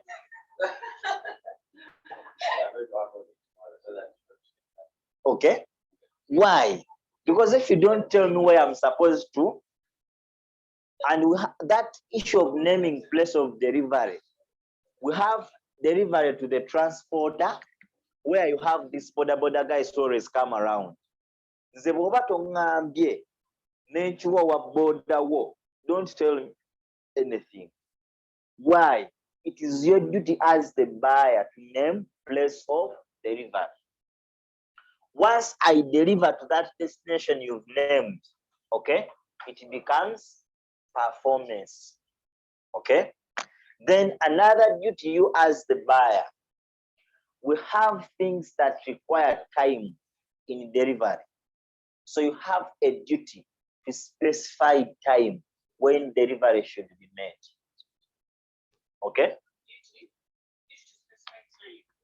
The duty to specify time when. That's the example I gave. You are trading in Valentine stuff and you don't name time of delivery. I deliver them in March after Valentine. So, you're dealing in hijabs for Eid.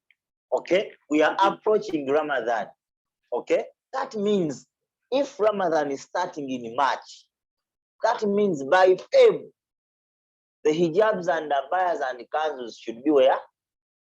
In stock. Why? We have to buy for hajats. In Islam, the abaya is put on once. Once that it is done, that abaya is old. Okay? Next Eid ne weyisa week, yes. Kwata musawa je temuwasa twagula mbaye endala. So now, because these products are seasonal, delivery should be in a specified period of time. So once you don't specify time, zenja kulowooza otunda bya bulijjo obeera mu kikoni awali abakyala abangi aba kampasi ne batonera obumuli buli kisaawa. Ogendayo mulaba ogenda n'akamu. Nja bireeta mu app nga mmanyi intake lwejja. Okay? So, time. Then, you as the buyer, you have a duty to inspect products upon delivery. A duty to inspect, okay? When you read section 14 and 17, they have that duty of inspection. Upon delivery. Obyagala mu budde ki? If not, yabetanga season kwaba bitundire weddeko. Oyagala kunyuza kuna ku Valentine yabeta mu March. Christmas gift is free today. He did not specify that he was selling it free. So health and she doesn't say that and the distance. So I had to carry these things to bring them. You have energy. Yes. Okay, so now why do we have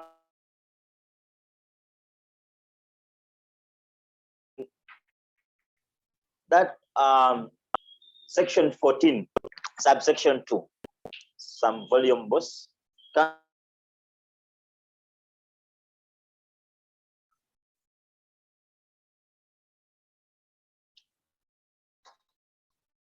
Council Daniel? Yes, Council. Read for us section 14, subsection 2.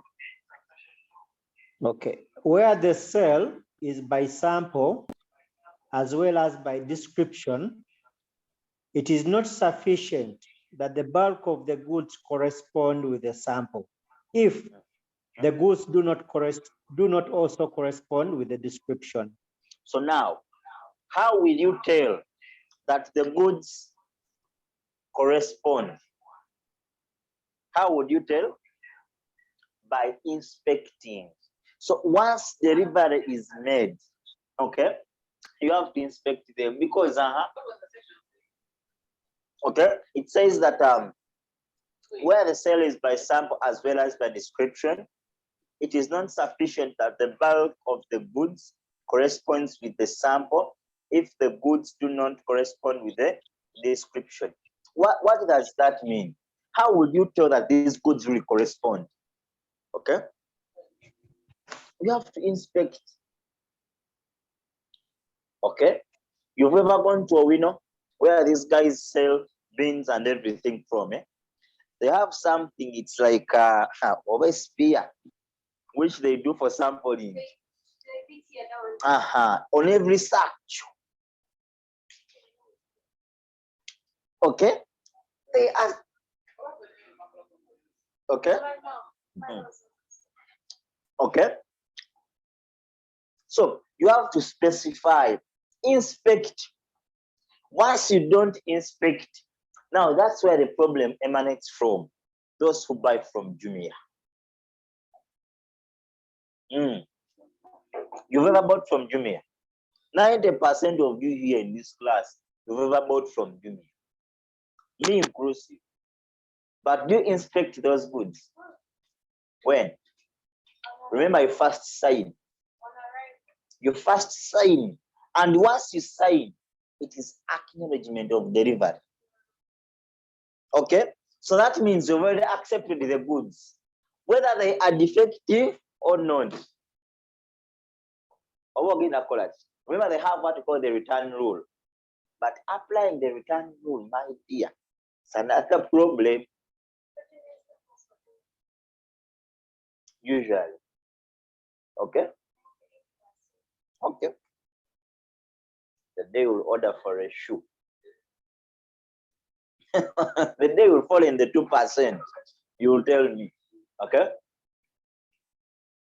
Why?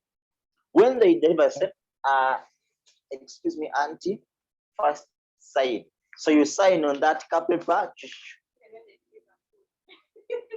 Why do you sign before you see what you're going to take? Another thing, section? when you buy What section? services, I'm sure who has ever read the terms and conditions for WhatsApp? Have you ever read them? They are very low. Those terms, remember WhatsApp is a service, don't so? Hey. So you accept the service before inspecting what is rejected. You just accept. And after accept, next is a finish. You are rushing to go to finish. Now if you look at this guy and say, now, we have sense. I swear we teach them, we study them, but we also don't practice. Okay? Even when you are installing software, because software is a good, they ask you, they bring terms and conditions, but you don't read them. You just pass free. You want to go to finish. Okay? But once a service has been delivered or a good has been delivered, you have the duty to inspect. But Africans, Olemwa. Okay? So then you as a buyer, you have another duty, a duty to accept goods upon delivery. Once delivery is made, kalo bitwa. Toraba nkogo bazirira bintu. The series you had that would look at Japanese percent that. Wait, the buyer for the sale. Okay. We are looking at the buyer. Okay. What do you mean accept goods upon delivery? Me, once the seller delivers to you, you have the duty to accept them, whether you like it or not. What if there's another duty? After inspection, once you realize that they are defective, you take on the other remedies. You reject partially or in total, whatever the case may be. But we presume here that upon inspection, whether that goods are okay, you have a duty to accept them. Goga no bitwala. We shall sue you for specific performance of bitwale kumpaka. Tujja kumukusibako yo musajja. Okay? Then last but not least, okay, you have a duty of payment of purchase price. Payment of purchase. So, why do you think you have remedies of unpaid seller? Okay. When you don't pay the seller exercises what you call remedies of unpaid. The seller delivered, but you didn't pay. Okay? Now, whenever we talk about payment, realize that Uganda is hard. Okay? When the money drops in your pocket, you don't want the money to go out, but people are demanding. Okay? So, you deliver service because that's why you see these guys of Airtel, the telecom networks, they have what we call prepaid. You know why they introduced Tiaka? People used to consume the service and payment will be a problem. They said, okay, how do we remedy this? Let's introduce what we call prepaid. I heard even water is bringing that thing, prepaid. But see why is water there? Gagagenda. Okay. That's prepaid water. You put your okay, that's prepaid water bills. Once your coin expires, again. Okay, so the challenge is, why did they introduce that? What national used to deliver that upon delivery, after consuming the service, Ugandans never wanted to pay. Okay? They said, okay, Uganda wasaga. So when you realize that you see those prepaid water bills, they are in slums. Those people don't want to pay.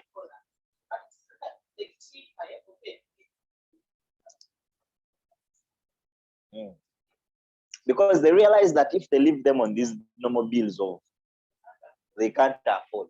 Because they could disconnect water in the whole Katanga. No, okay? Everyone knows prepaid. So that once we deliver, you have a duty to pay. So now our second party is known as a seller. Okay? Our second party is known as a seller. Okay? Our next party is known as a seller. Council, take us the definition of who is a seller. Section 1, subsection 1. The seller means a person who sells or agrees to sell goods.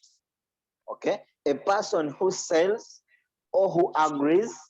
So where it is a contract of sale, a seller is a person who sells goods. Where it is an agreement of sale, a seller is a person who agrees to sell.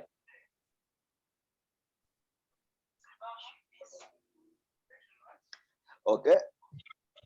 Council, which section? Section 1, subsection 1.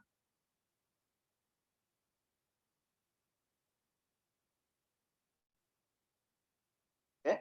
So before we leave that very part, again, let us look at the duties of a seller. You see those duties, they are also duties this side, but you change the language a little bit. We start with the first one. Okay, that one has a duty. Here, a seller has a duty to deliver. I'm going to add these things. I may not look at performance of a contract. I'm not going to look at performance. I'm looking at it here. Okay, so now, if you have a duty to deliver, first ask yourself, what is delivery? Does the Act define delivery, Council? Let's go to the section that defines delivery. Yes, it does. Can simplify a little bit. Section 1, subsection 1. Delivery means voluntary transfer of possession from one person to another and includes an appropriation of goods to the contract that results in property in the goods being transferred to the buyer. Delivery, it is to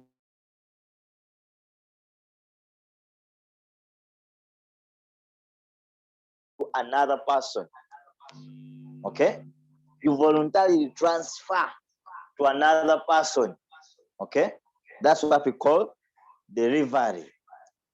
So now, ask yourself, how do we deliver?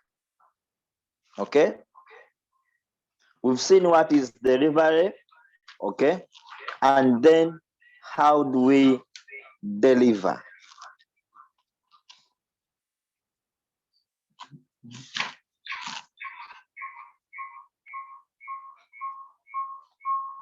Council, take us to section 36.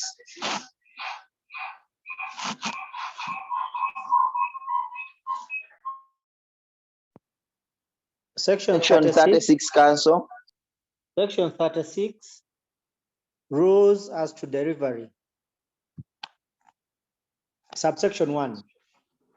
Whether it's for the buyer to take possession of the goods or for the seller to send them to the buyer is a question. We are looking at rule, comrades. We are looking at rules governing delivery.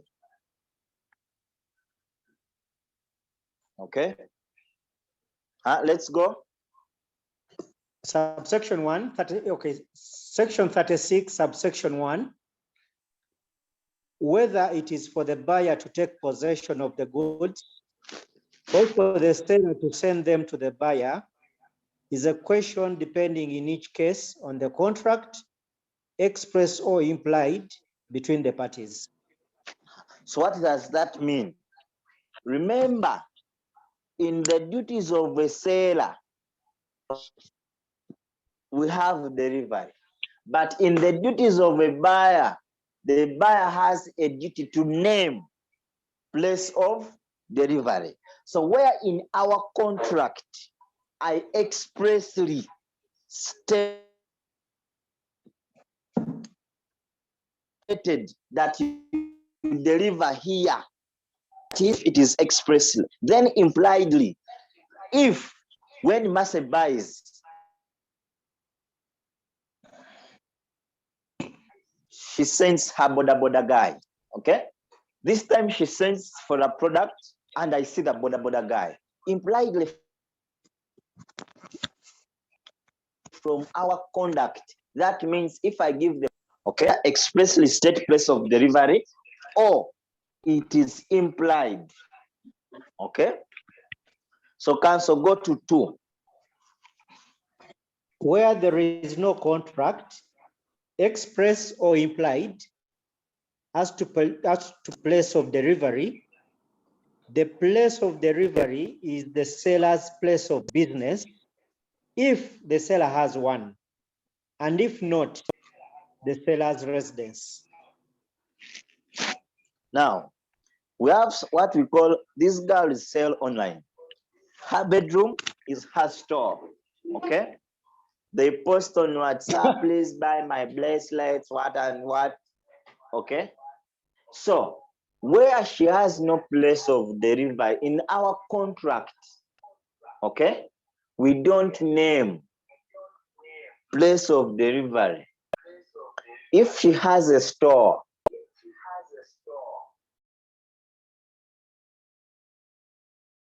and you place an order, so that means you have to go and pick it from.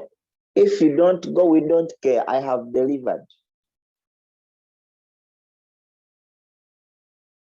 Her home will be the place of delivery.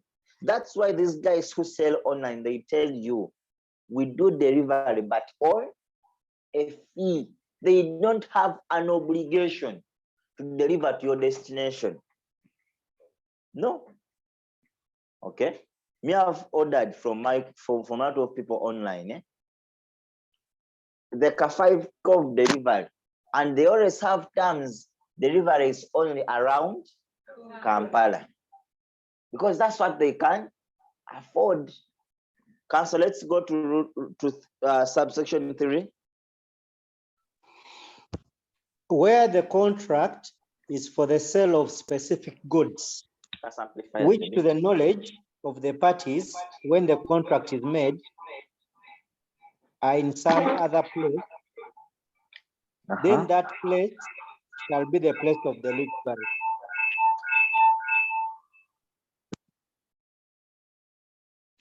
Okay, for example, remember I told you that before you do anything, understand the goods.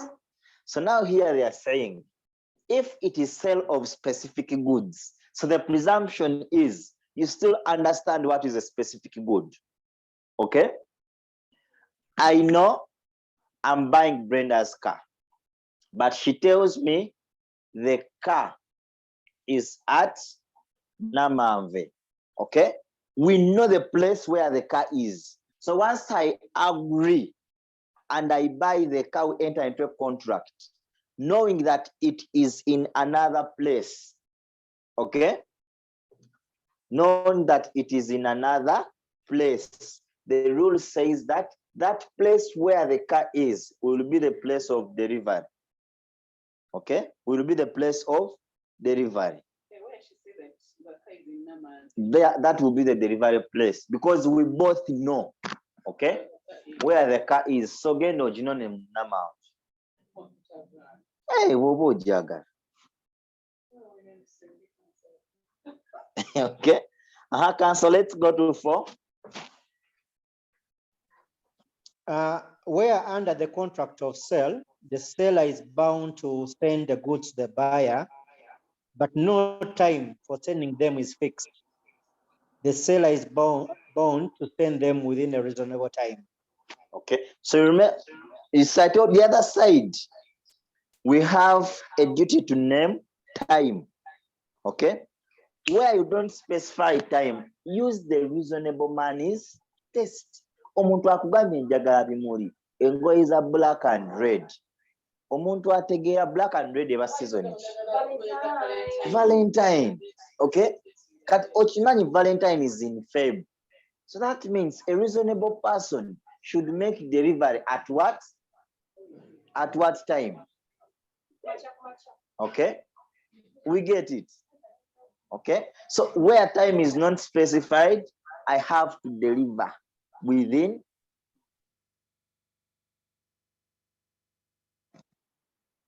reasonable time.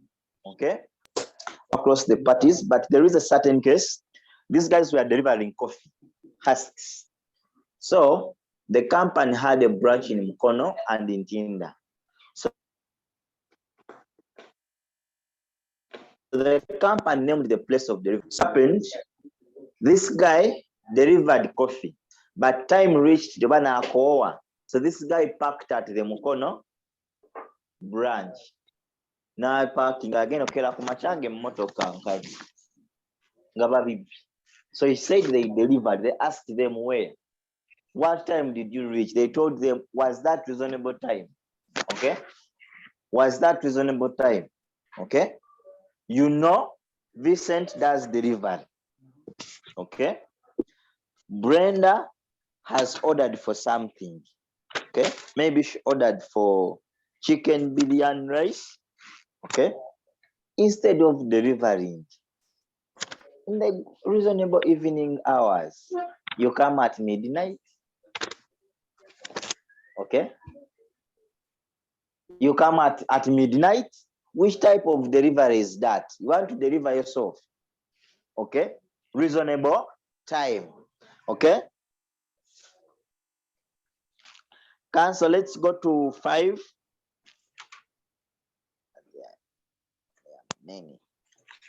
Let's go to 5. Where the goods at the time of sale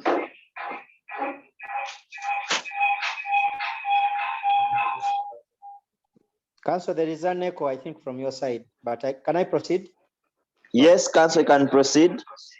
Where the goods at the time of sale are in the possession of a third party, there is no delivery by the seller to the buyer until the third party acknowledges to the buyer that he or she holds the goods on behalf of the buyer.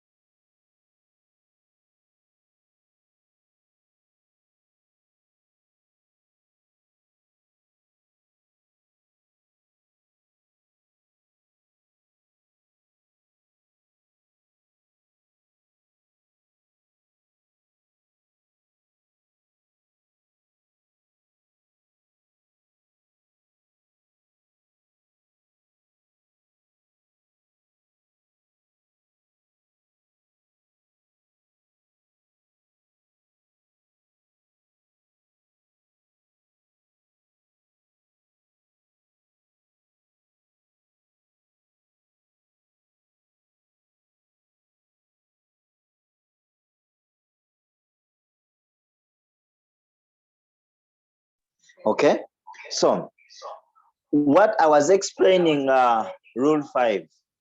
Rule 5, let's assume I'm buying a car from Mercy, and the car I'm buying is in possession of Brenda. Okay, Brenda is a third party to our agreement. So what does this imply?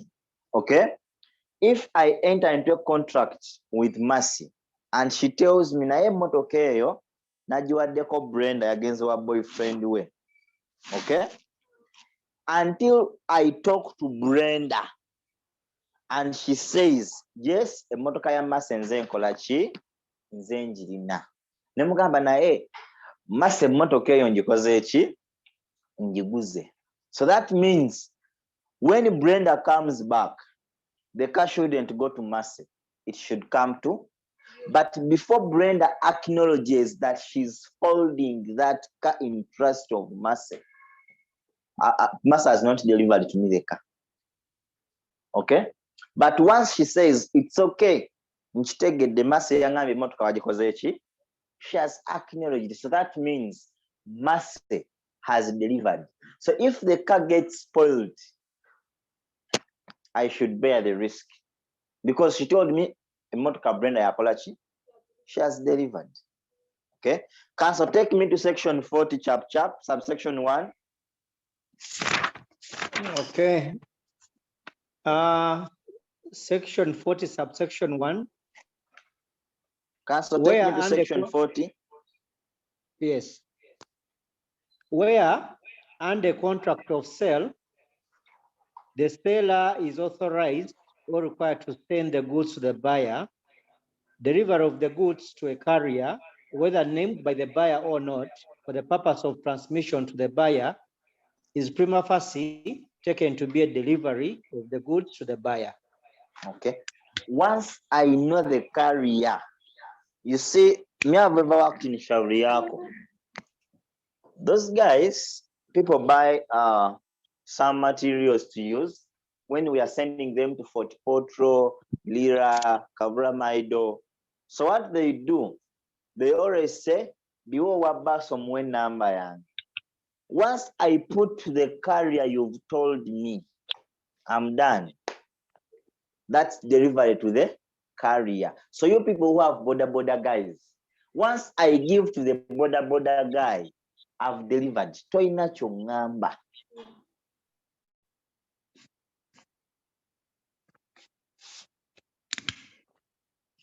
Tusiza, over tusiza be good day, we don't care.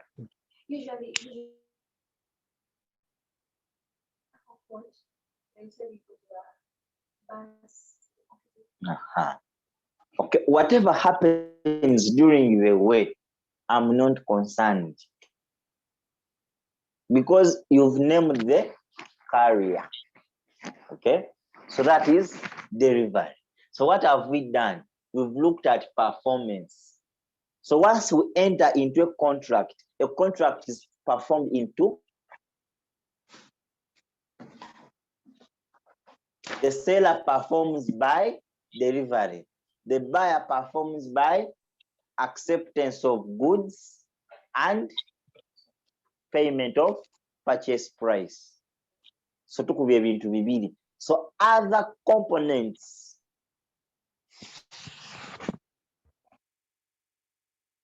of the contract and conditions. Terms and conditions are divided into two. We have what we call express or implied. And looked at them. We have a condition of time, quality, quantity. We looked at them. Once you name time becomes a condition. Once you name the place, you get it now. Okay? The terms and conditions, you can say payment shall be made upon delivery. That's a condition of our contract.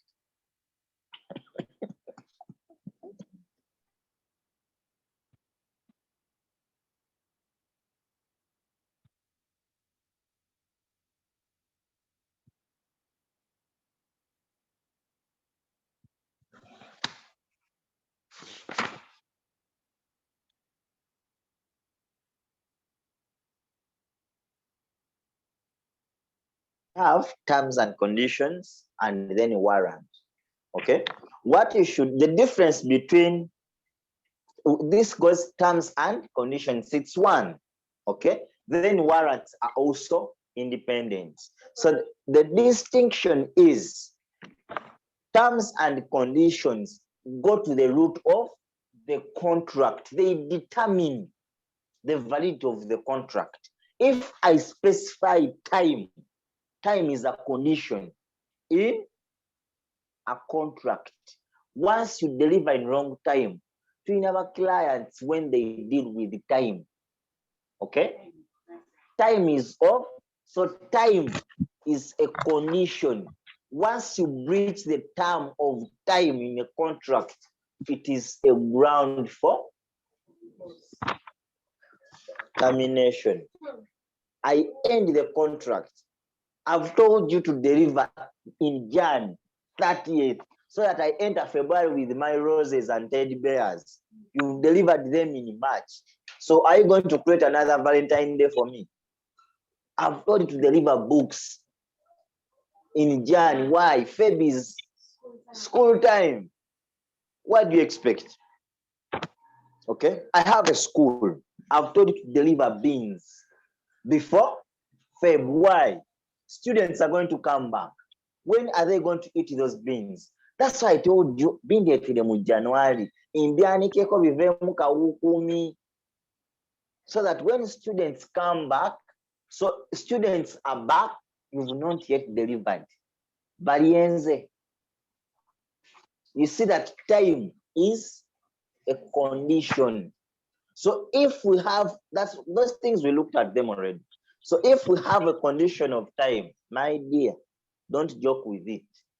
Another condition, it is description or sample. You saw section 14 and 17, that if it is a sell by sample, there is an implied condition that the consignment shall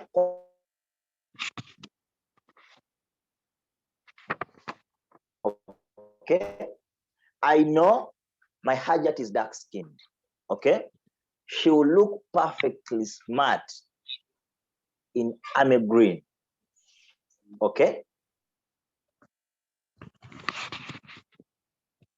is deliver the abaya of army green with a black.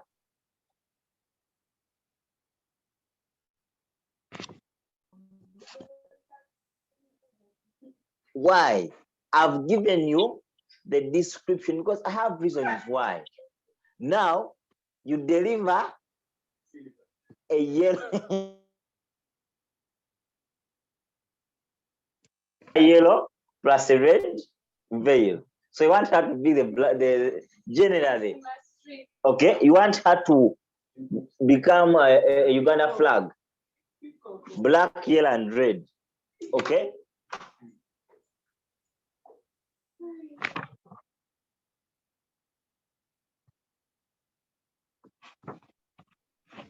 Okay, so those are terms, and once you reach that, it goes to the root of sisobola kuiza hajati wange nkimanyi she's dark skinned, ayambale yellow ateke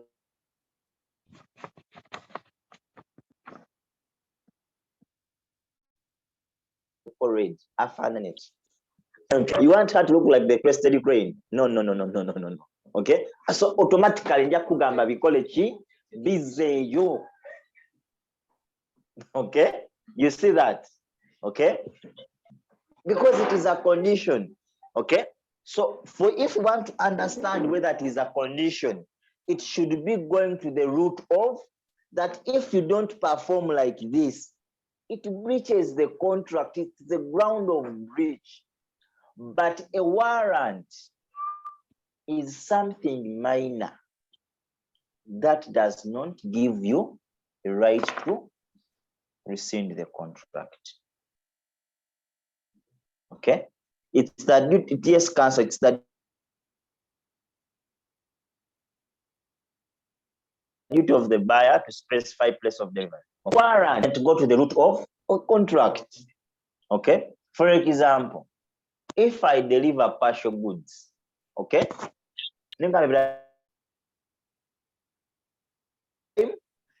the right quality, but quantity necessarily weather. Is that a condition or a warrant?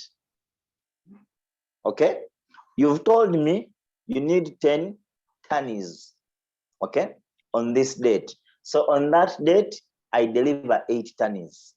I've partially delivered. Okay? Can you say that I didn't perform a contract? You know what we call quantum merit? Okay? No, but I can tell you that within this time, I'm delivering more. Okay? But you find some people, but that is understandable. You understand? Eh? I've performed 90%. That doesn't go to the root of. That's what Islam says. Simple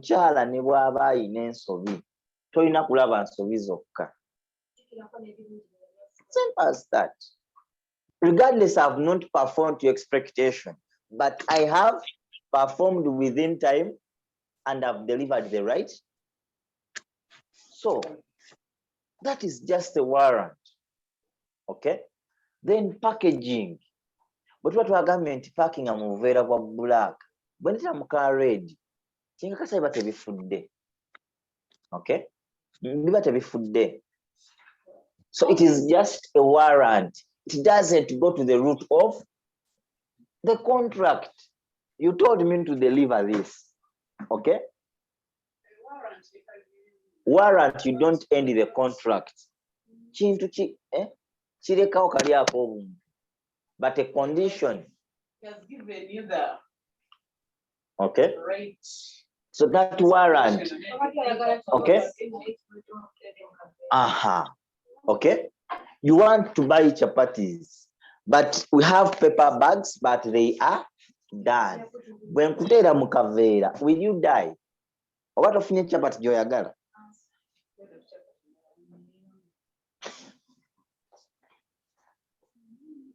Okay. You see, so you have to differentiate between warrants and conditions. Okay. So we also, another element of a contract would have been a subject matter. Which are the goods? We looked at them already. Okay. Then another one is price. That was in the definition already of goods. We know price. Okay. And we've seen that it's the duty of the buyer to purchase price. Maybe these other things that are central in a contract. Okay. Law applicable, breach. Okay. Those, they are also components. So now the presumption is you have entered into this contract and the performance has been made. Okay. Performance has been made. So ask yourself, what are the effects of a contract of sale? And mark this. This act is in order. It follows the way we are discussing. You realize it. Council, which section provides for effects? Okay.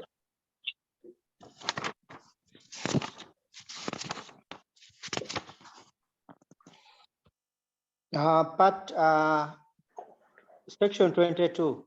Okay. Starting from section 22. Members, we are tired, eh? Okay. Yes, Council. So let's end to this. We go through our facts and we call it a day. Okay.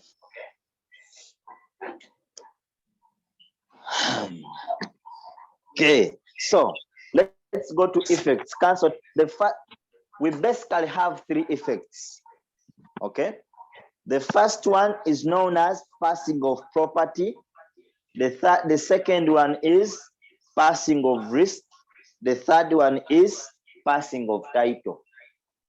Those are the 3 effects of a contract of sale. Okay.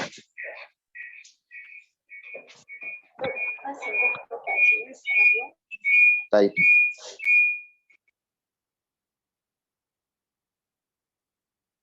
Of a contract of sale are 3. Okay. 1 is passing of property. Another one is passing of risk.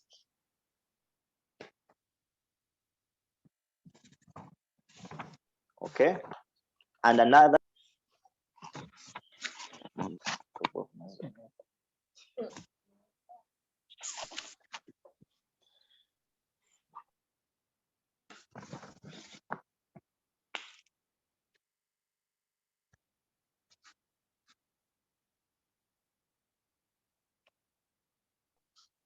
Okay, so council, take us to section 22.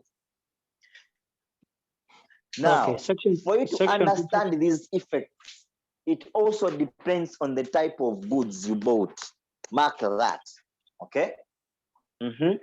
Council, take us to section 22. Section 22, property in unascertained goods. Where there is a contract for the sale of unascertained goods. Council, speak English. Read the section the way it is. Read the long title and the short title. Okay. So that section someone 20... understands why we are there. Okay. Section 22, property in unascertained goods. In the chat room, what are those things? We are looking at effects of a contract of sale. Yeah. We've said the first one is under section 22. And Council, let's go. Where there is a contract for the sale of unascertained goods, property in the goods shall not pass to the buyer until the goods are ascertained. You see what I told you? That the gist is first understanding the type of good. Okay? So, Hajat,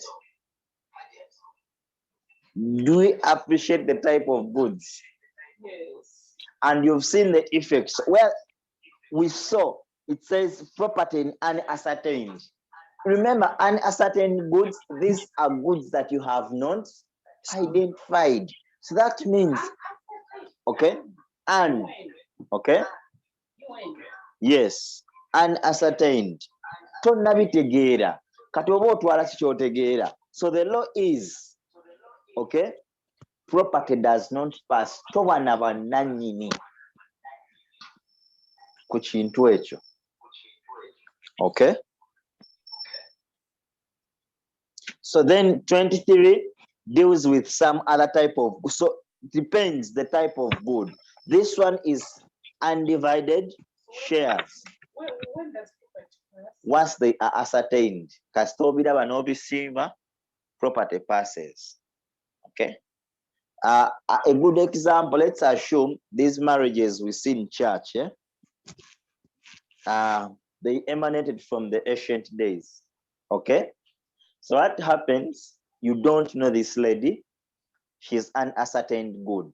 So at the point when they say, you may now open and kiss the bride, you open and say, wow, you've ascertained. Once you ascertain like this and you kiss the bride, property has passed. Okay? Because you've ascertained and appreciated. Okay? Okay? So, guys, you will also look at section 23, which talks of undivided shares. Okay? Those are what we call, they are basically unascertained. Osanze ebijanjalo mu room, binge. Okay? Once they are put to that right portion, you're going to take, that's section 23. Okay? Shares in undivided, forming part of the same bulk. Okay? Yes. Shares, okay, in undivided goods, okay, which form part of the same bulk.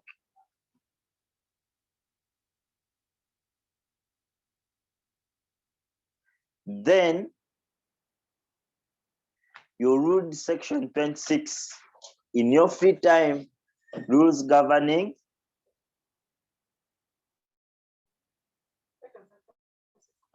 rules governing passing of property.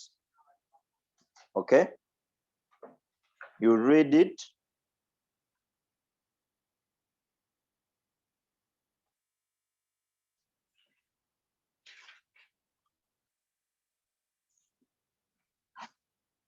So the second effect is known as passing of risk.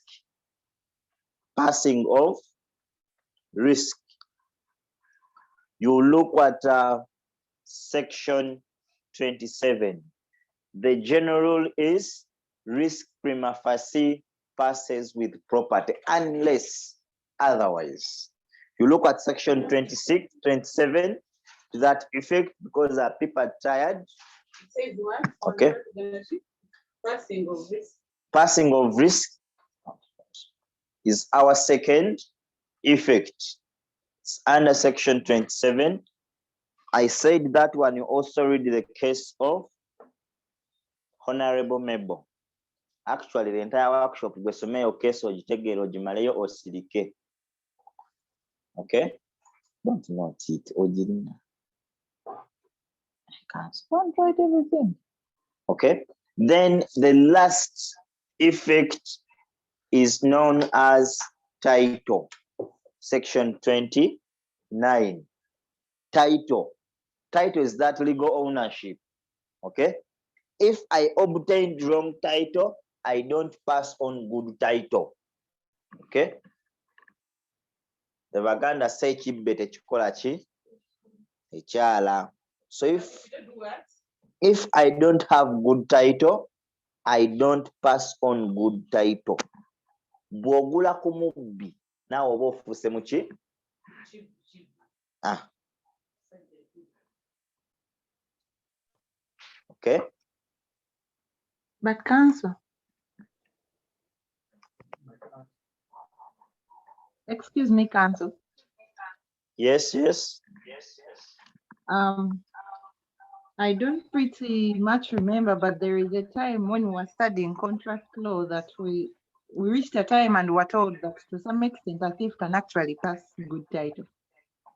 If probably the owner of the goods does not go to avoid them, probably go to the police station to report this person and things like that. So you find that goods will pass into the hands of a third party and they will be in a only what requires that you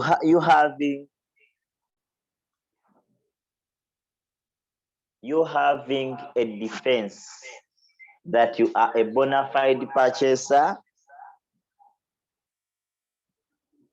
of value without notice.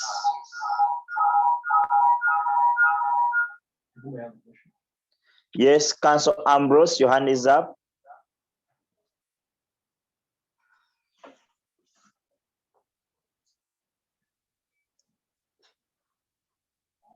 Yes, Council, I was inquiring about section 36. Okay. Because he told us that the seller has a duty to deliver. The buyer has also a duty to state the price of delivery. But if you read section 36, subsection 2, it is the effect that where there is no contract express or implied as the price of delivery is the seller's price of business. And for myself, that it is supposed to be buyer's price of business because it is the seller who has the duty to deliver. No, it is the seller. Boba tongambye mbikuleetera wa obisanga ku dduuka lyange. Oh. Yes. Thank you. So now, guys, allow me run through the workshop at least. Or you guys are extremely tired. Let's just run through it. Let's run through it. Okay. Someone to send it in my inbox. Is it right there? Let me show. We are left. Okay. We are only left with remedies. Okay. Where is the workshop? So I'm going to be reading it myself. Yes. What?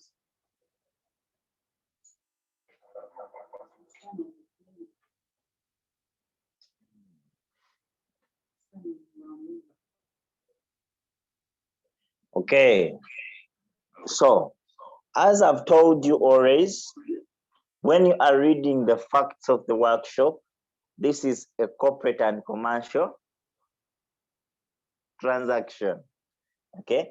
So as a result of that, when you are reading a question, first ask yourself, is it a corporate and commercial transaction, which is a yes? Then ask yourself, is it a commercial transaction or a corporate? After ascertaining whether it is a corporate or commercial, then ask yourself which type, then bring our stages.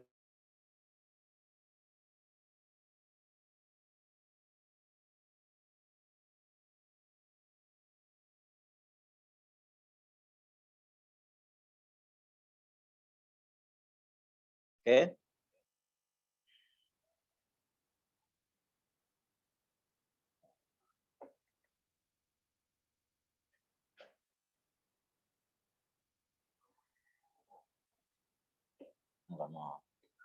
Hello. Hello.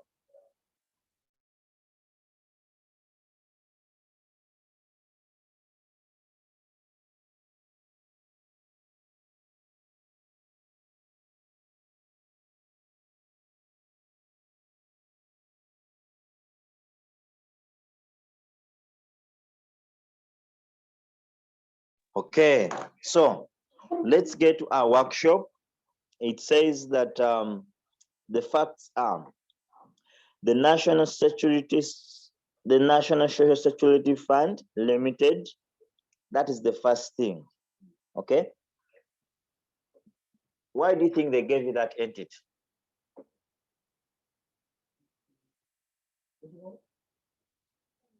NSSF.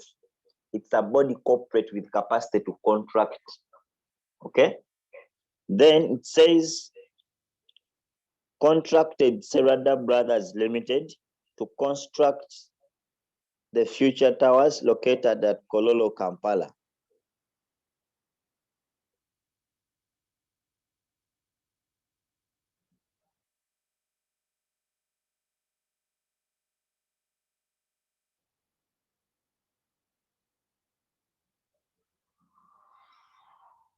Okay.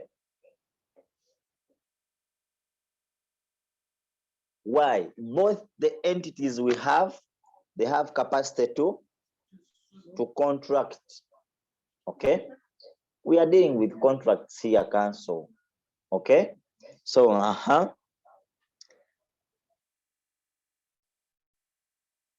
to construct future towers limited at Kololo, Kampala. The contract was signed on Thursday, 3rd of January 2019. This, okay, so now, they say to construct, is construction of goods or it is a service? So you have to differentiate between a contract of sale and a contract of supply of service. Okay. So ask yourself, construction, isn't it a service? Okay. We go on.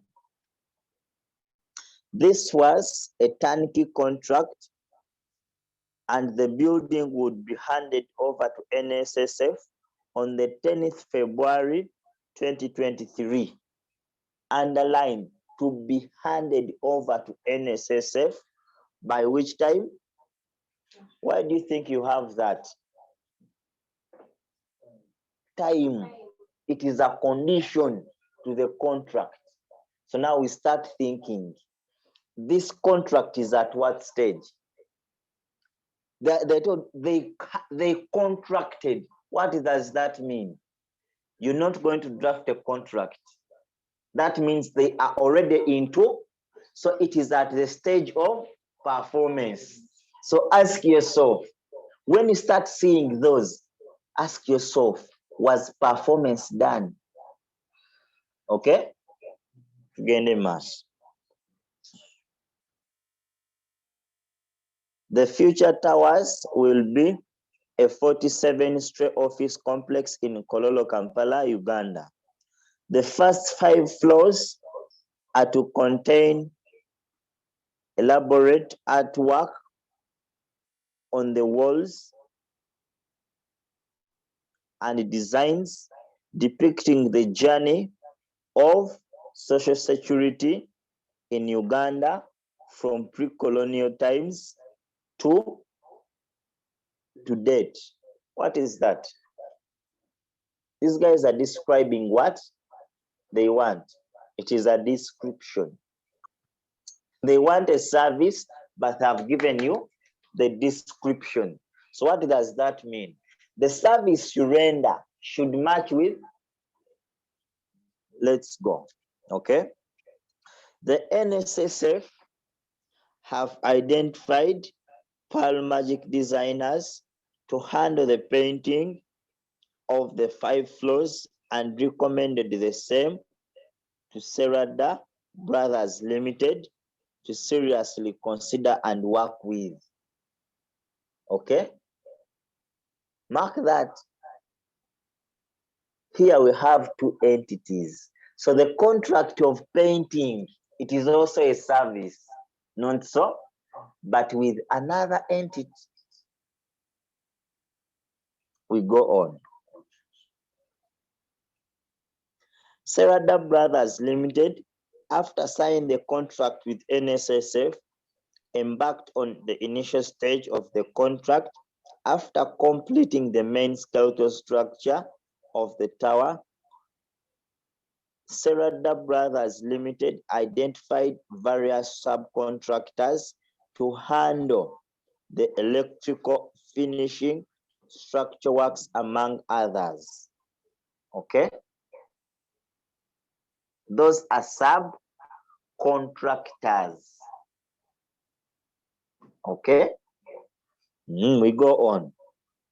MS Opio Erectors was subcontracted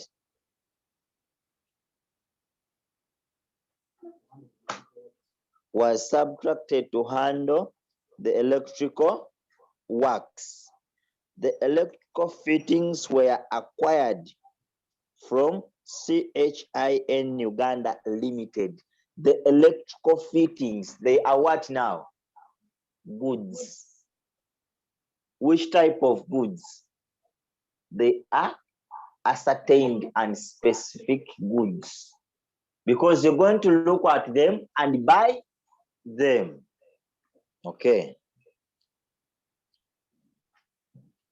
The specifications of the fittings were as per the design, and MS Opio approved of the specifications before an order was placed with MS Uganda Limited.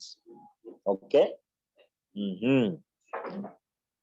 SBL was made aware of the source of the fittings, and they had no reservation to the competence of CHIN Uganda Limited.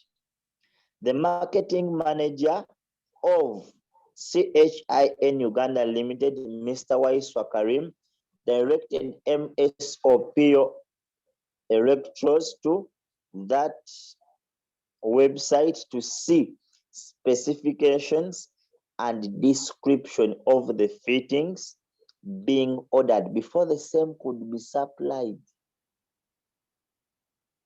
He stated that the items on their website were an exact description of the items in the store and would last for not less than 25 years. Which type of sale is that? Is it a sale by sample or sale by description? Yes? Is it a sale by sample or by description? It is both. Remember, he went to the website, pics are there, not so? And the description. So it is both. So what does that mean? The goods delivered should match the description. And besides that, they have told you, okay, that he stated that the items, okay? Who? Mr. Kawesa, okay, told them that this why they relied on the expertise of Mr. Kawesa. Mark that, okay?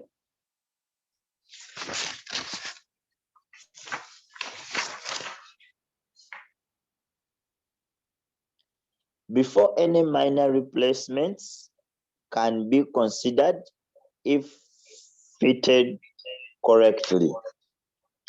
Electro fittings were worth 3,500,000,000 shillings, were supplied by that company upon execution of the contract. That listed and described all the fittings, including 6 lifts. All these items were selected from CHIN website. Once the fittings were delivered to the store on the site, MSOPO Electroworks were given access and they embarked on the job of fixing the fittings within 7 days, as the deadline of the handover of the project was approaching. Okay, so what does that mean? Okay, the goods were delivered. Okay, so basically in that workshop, you have nothing much. They just want you, one, define and distinguish. One, they are saying that identify the key transactions between all parties from the facts herein above and the key features of each transaction identified. One, they want to talk about a contract of sale, which parties entered into a contract of sale. Then two, contract of services, supply of services, zirimu meka, and between what parties. We have one of NSSF and which company? The construction company of Semawanda. Okay. Then you have another one of NSSF and Pearl Magic, the painters. Those are all services. Then we have a subcontract of Serada Construction Limited and MS or PO. It is also a contract of service. Then we have a contract between MS or PO and CHIH, which is a contract of sale of goods. That's what they want you to identify basically. Okay. Then two, explain the rights and duties, obligations of the parties in the transaction identified above. This was a sale by description and sample. What are your duties? Once goods are delivered, you have a duty to inspect. These guys inspect the goods. Let's go to part B.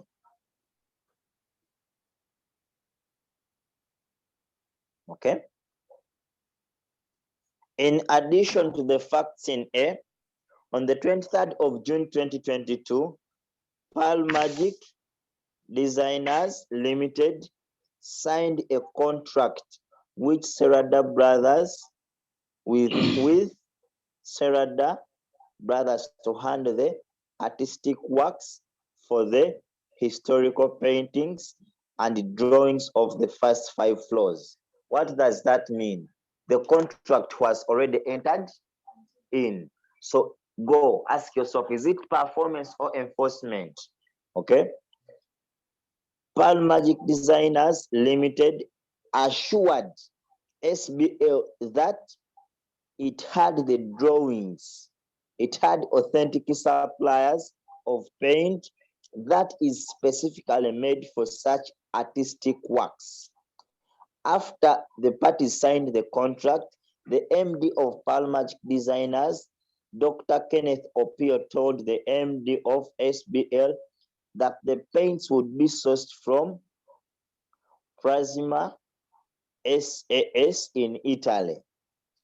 Commencement date of the artworks was immediate, and Palmagic designers indeed factored in extra costs of flying the paint from Italy abroad and chartered Uganda Airline cargo plane in consideration of the contract.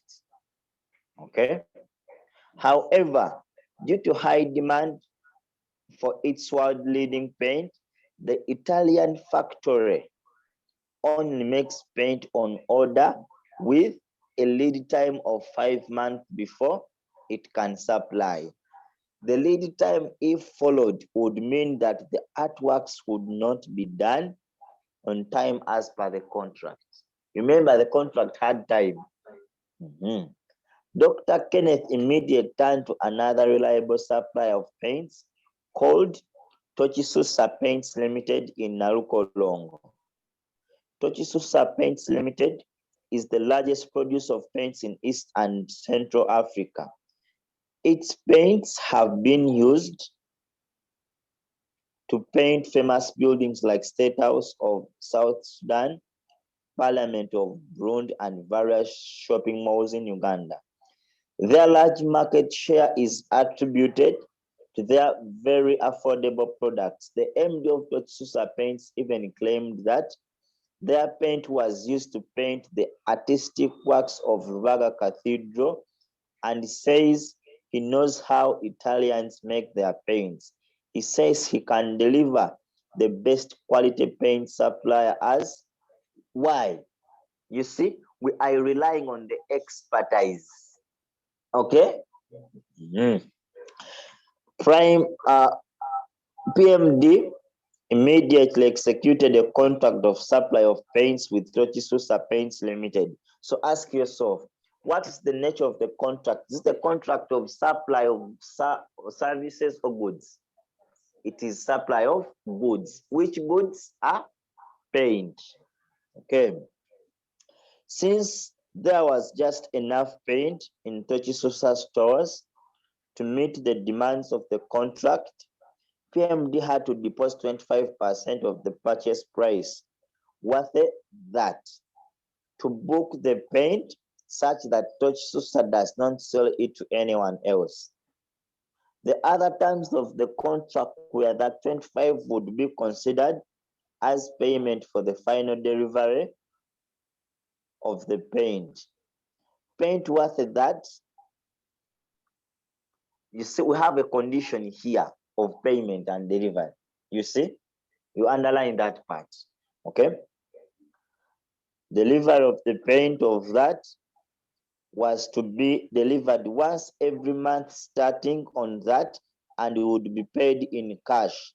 So here they are looking at rules governing delivery, basically performance, because this contract is performed in two ways: payment and delivery. So these guys, they're showing you how delivery was supposed to be. We have a section that deals with delivery in installments. These guys are delivering in installments, and each installment is what they pay for. Okay, we proceed.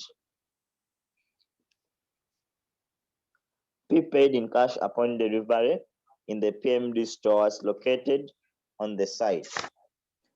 And inspection by the PMD foreman, Mr. Sulaiman. What other things here? They're talking about inspection, that upon delivery, so that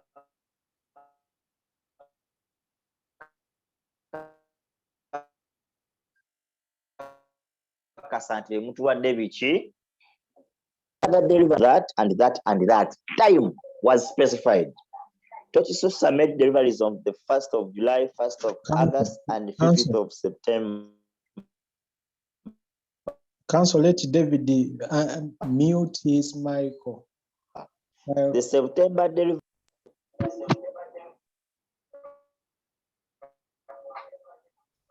Yes.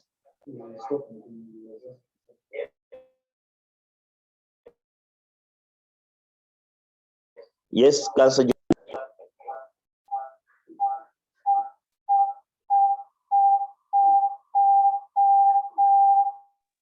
we are receiving an because David unmuted. So I Okay. wanted him to mute. Sorry so for that the he can interruption. hear Okay. well. So we've said that they are saying that the deliveries were made on the times. Okay. When you look at the delivery of September, which was on the 5th, delivery was supposed to be made on the 1st. So was that bridge? We go on. Okay. The September delivery, which was made late, angered the PMD, and a protest letter was sent to Tochisusa. Tochisusa responded and undertook to ensure that the final delivery would be made on time. All these deliveries were fully paid for after inspection by Mr. Sulaiman. The final delivery was made on the 15th October after repeated reminders were made to Tochisusa. Since the delivery was made late in the night, at about 10 p.m., Mr. Sulaiman Amstadra was unable to inspect them, where the delivery should be made within reasonable time. Okay? You read the rules governing delivery. Was that reasonable time that could accord these guys time for inspection? We go on. Early in the morning, on the 16th of October 2022, the painters picked 5 20-liter jerry cans of the newly delivered paint and began using it. When Mr. Sulaiman Amsterdam arrived at the work, he was informed of the delivery, and upon inspection, he realized that the paint supplied was manufactured by Tokahuku Limited and not Tochisusa Limited. The paint was also off-white and not pure white, as had been requested. He quickly notified Tochisusa of this non-compliance with the demanded that the paint be returned. Tochisusa realized that the 5 jerry cans had already been used out of the 100. They stated that in the contract was complete and they had fulfilled their obligations under the contract. In any case, they had been fully paid and demanded nothing. The MD of PMD is irate and have threatened to take serious legal actions. He says there is a serious breach of contract. Simple as that. You've seen the breach. Delivery was made, there was breach of time, which is a condition, as we agreed upon. Then 2, this was a sale by description. It had to match. These guys were sending us paint at first, okay? Why are they sending us paint which does not match? So that is A. So what rights do they have? Remember, the other guys are, so here they take what we call an action for specific performance and general damages. That's the remedy. And chances are high that is likely to be your workshop, your mood. Okay. Part C. Okay. Apply the facts A and B on the following modifications. Assume all went well as agreed. The painting was completed in time and all electrical installations done. The building was handed to NSSF as agreed. That on the 9th of March, one of the 6 lifts installed by MS Opio Limited malfunctioned and renowned Ugandan socialite Bud Brown got stuck in the lift. The lift then fell 2 stories and crashed on ground, injuring Bud Brown and 5 other people.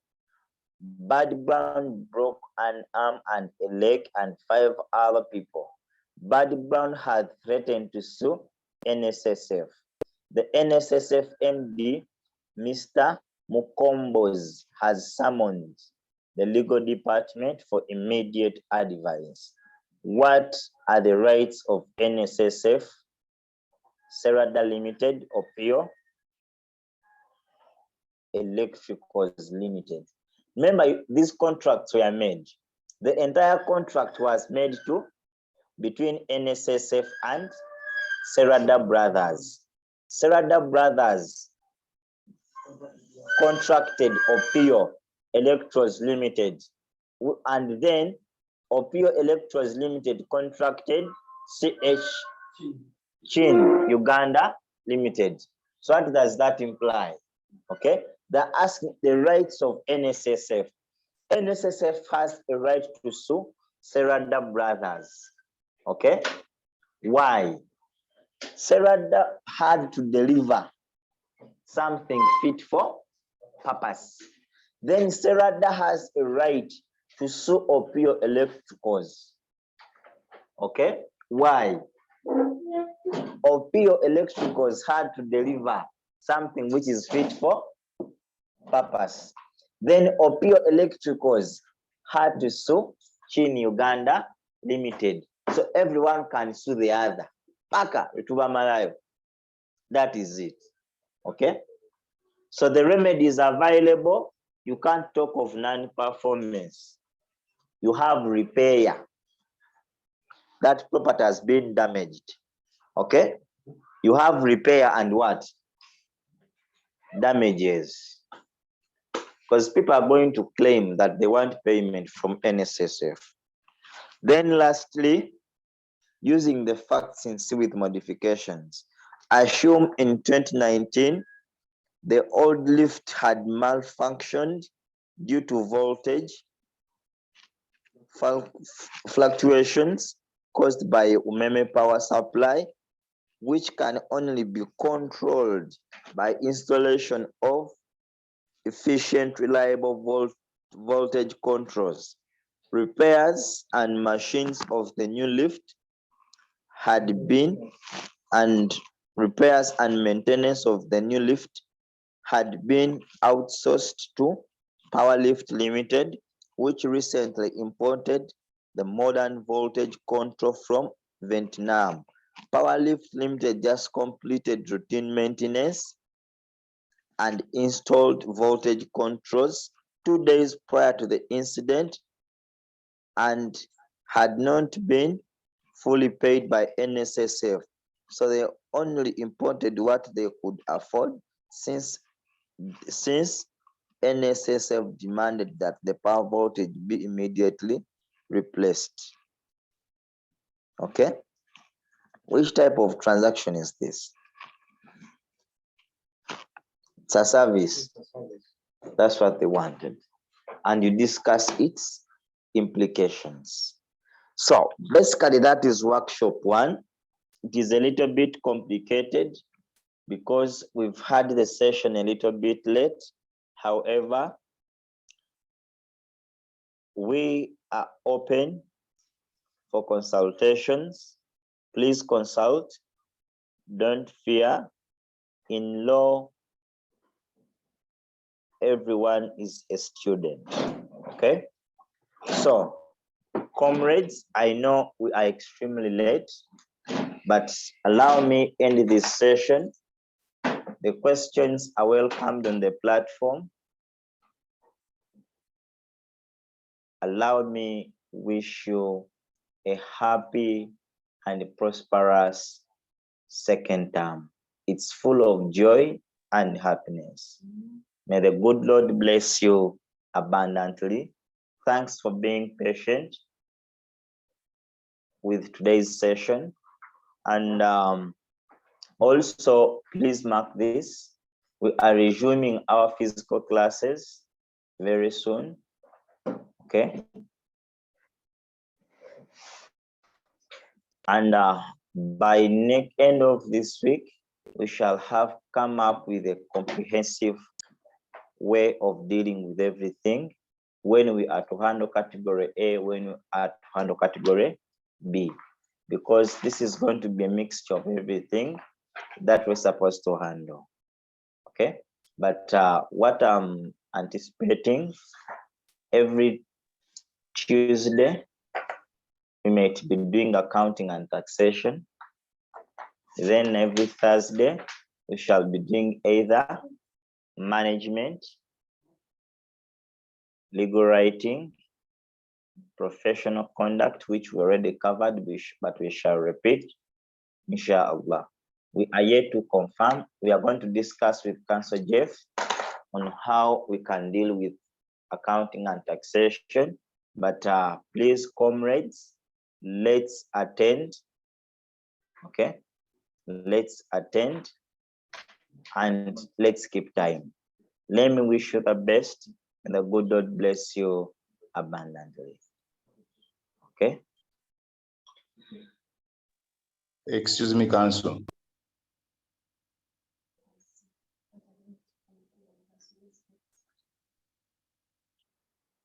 Excuse me, Council.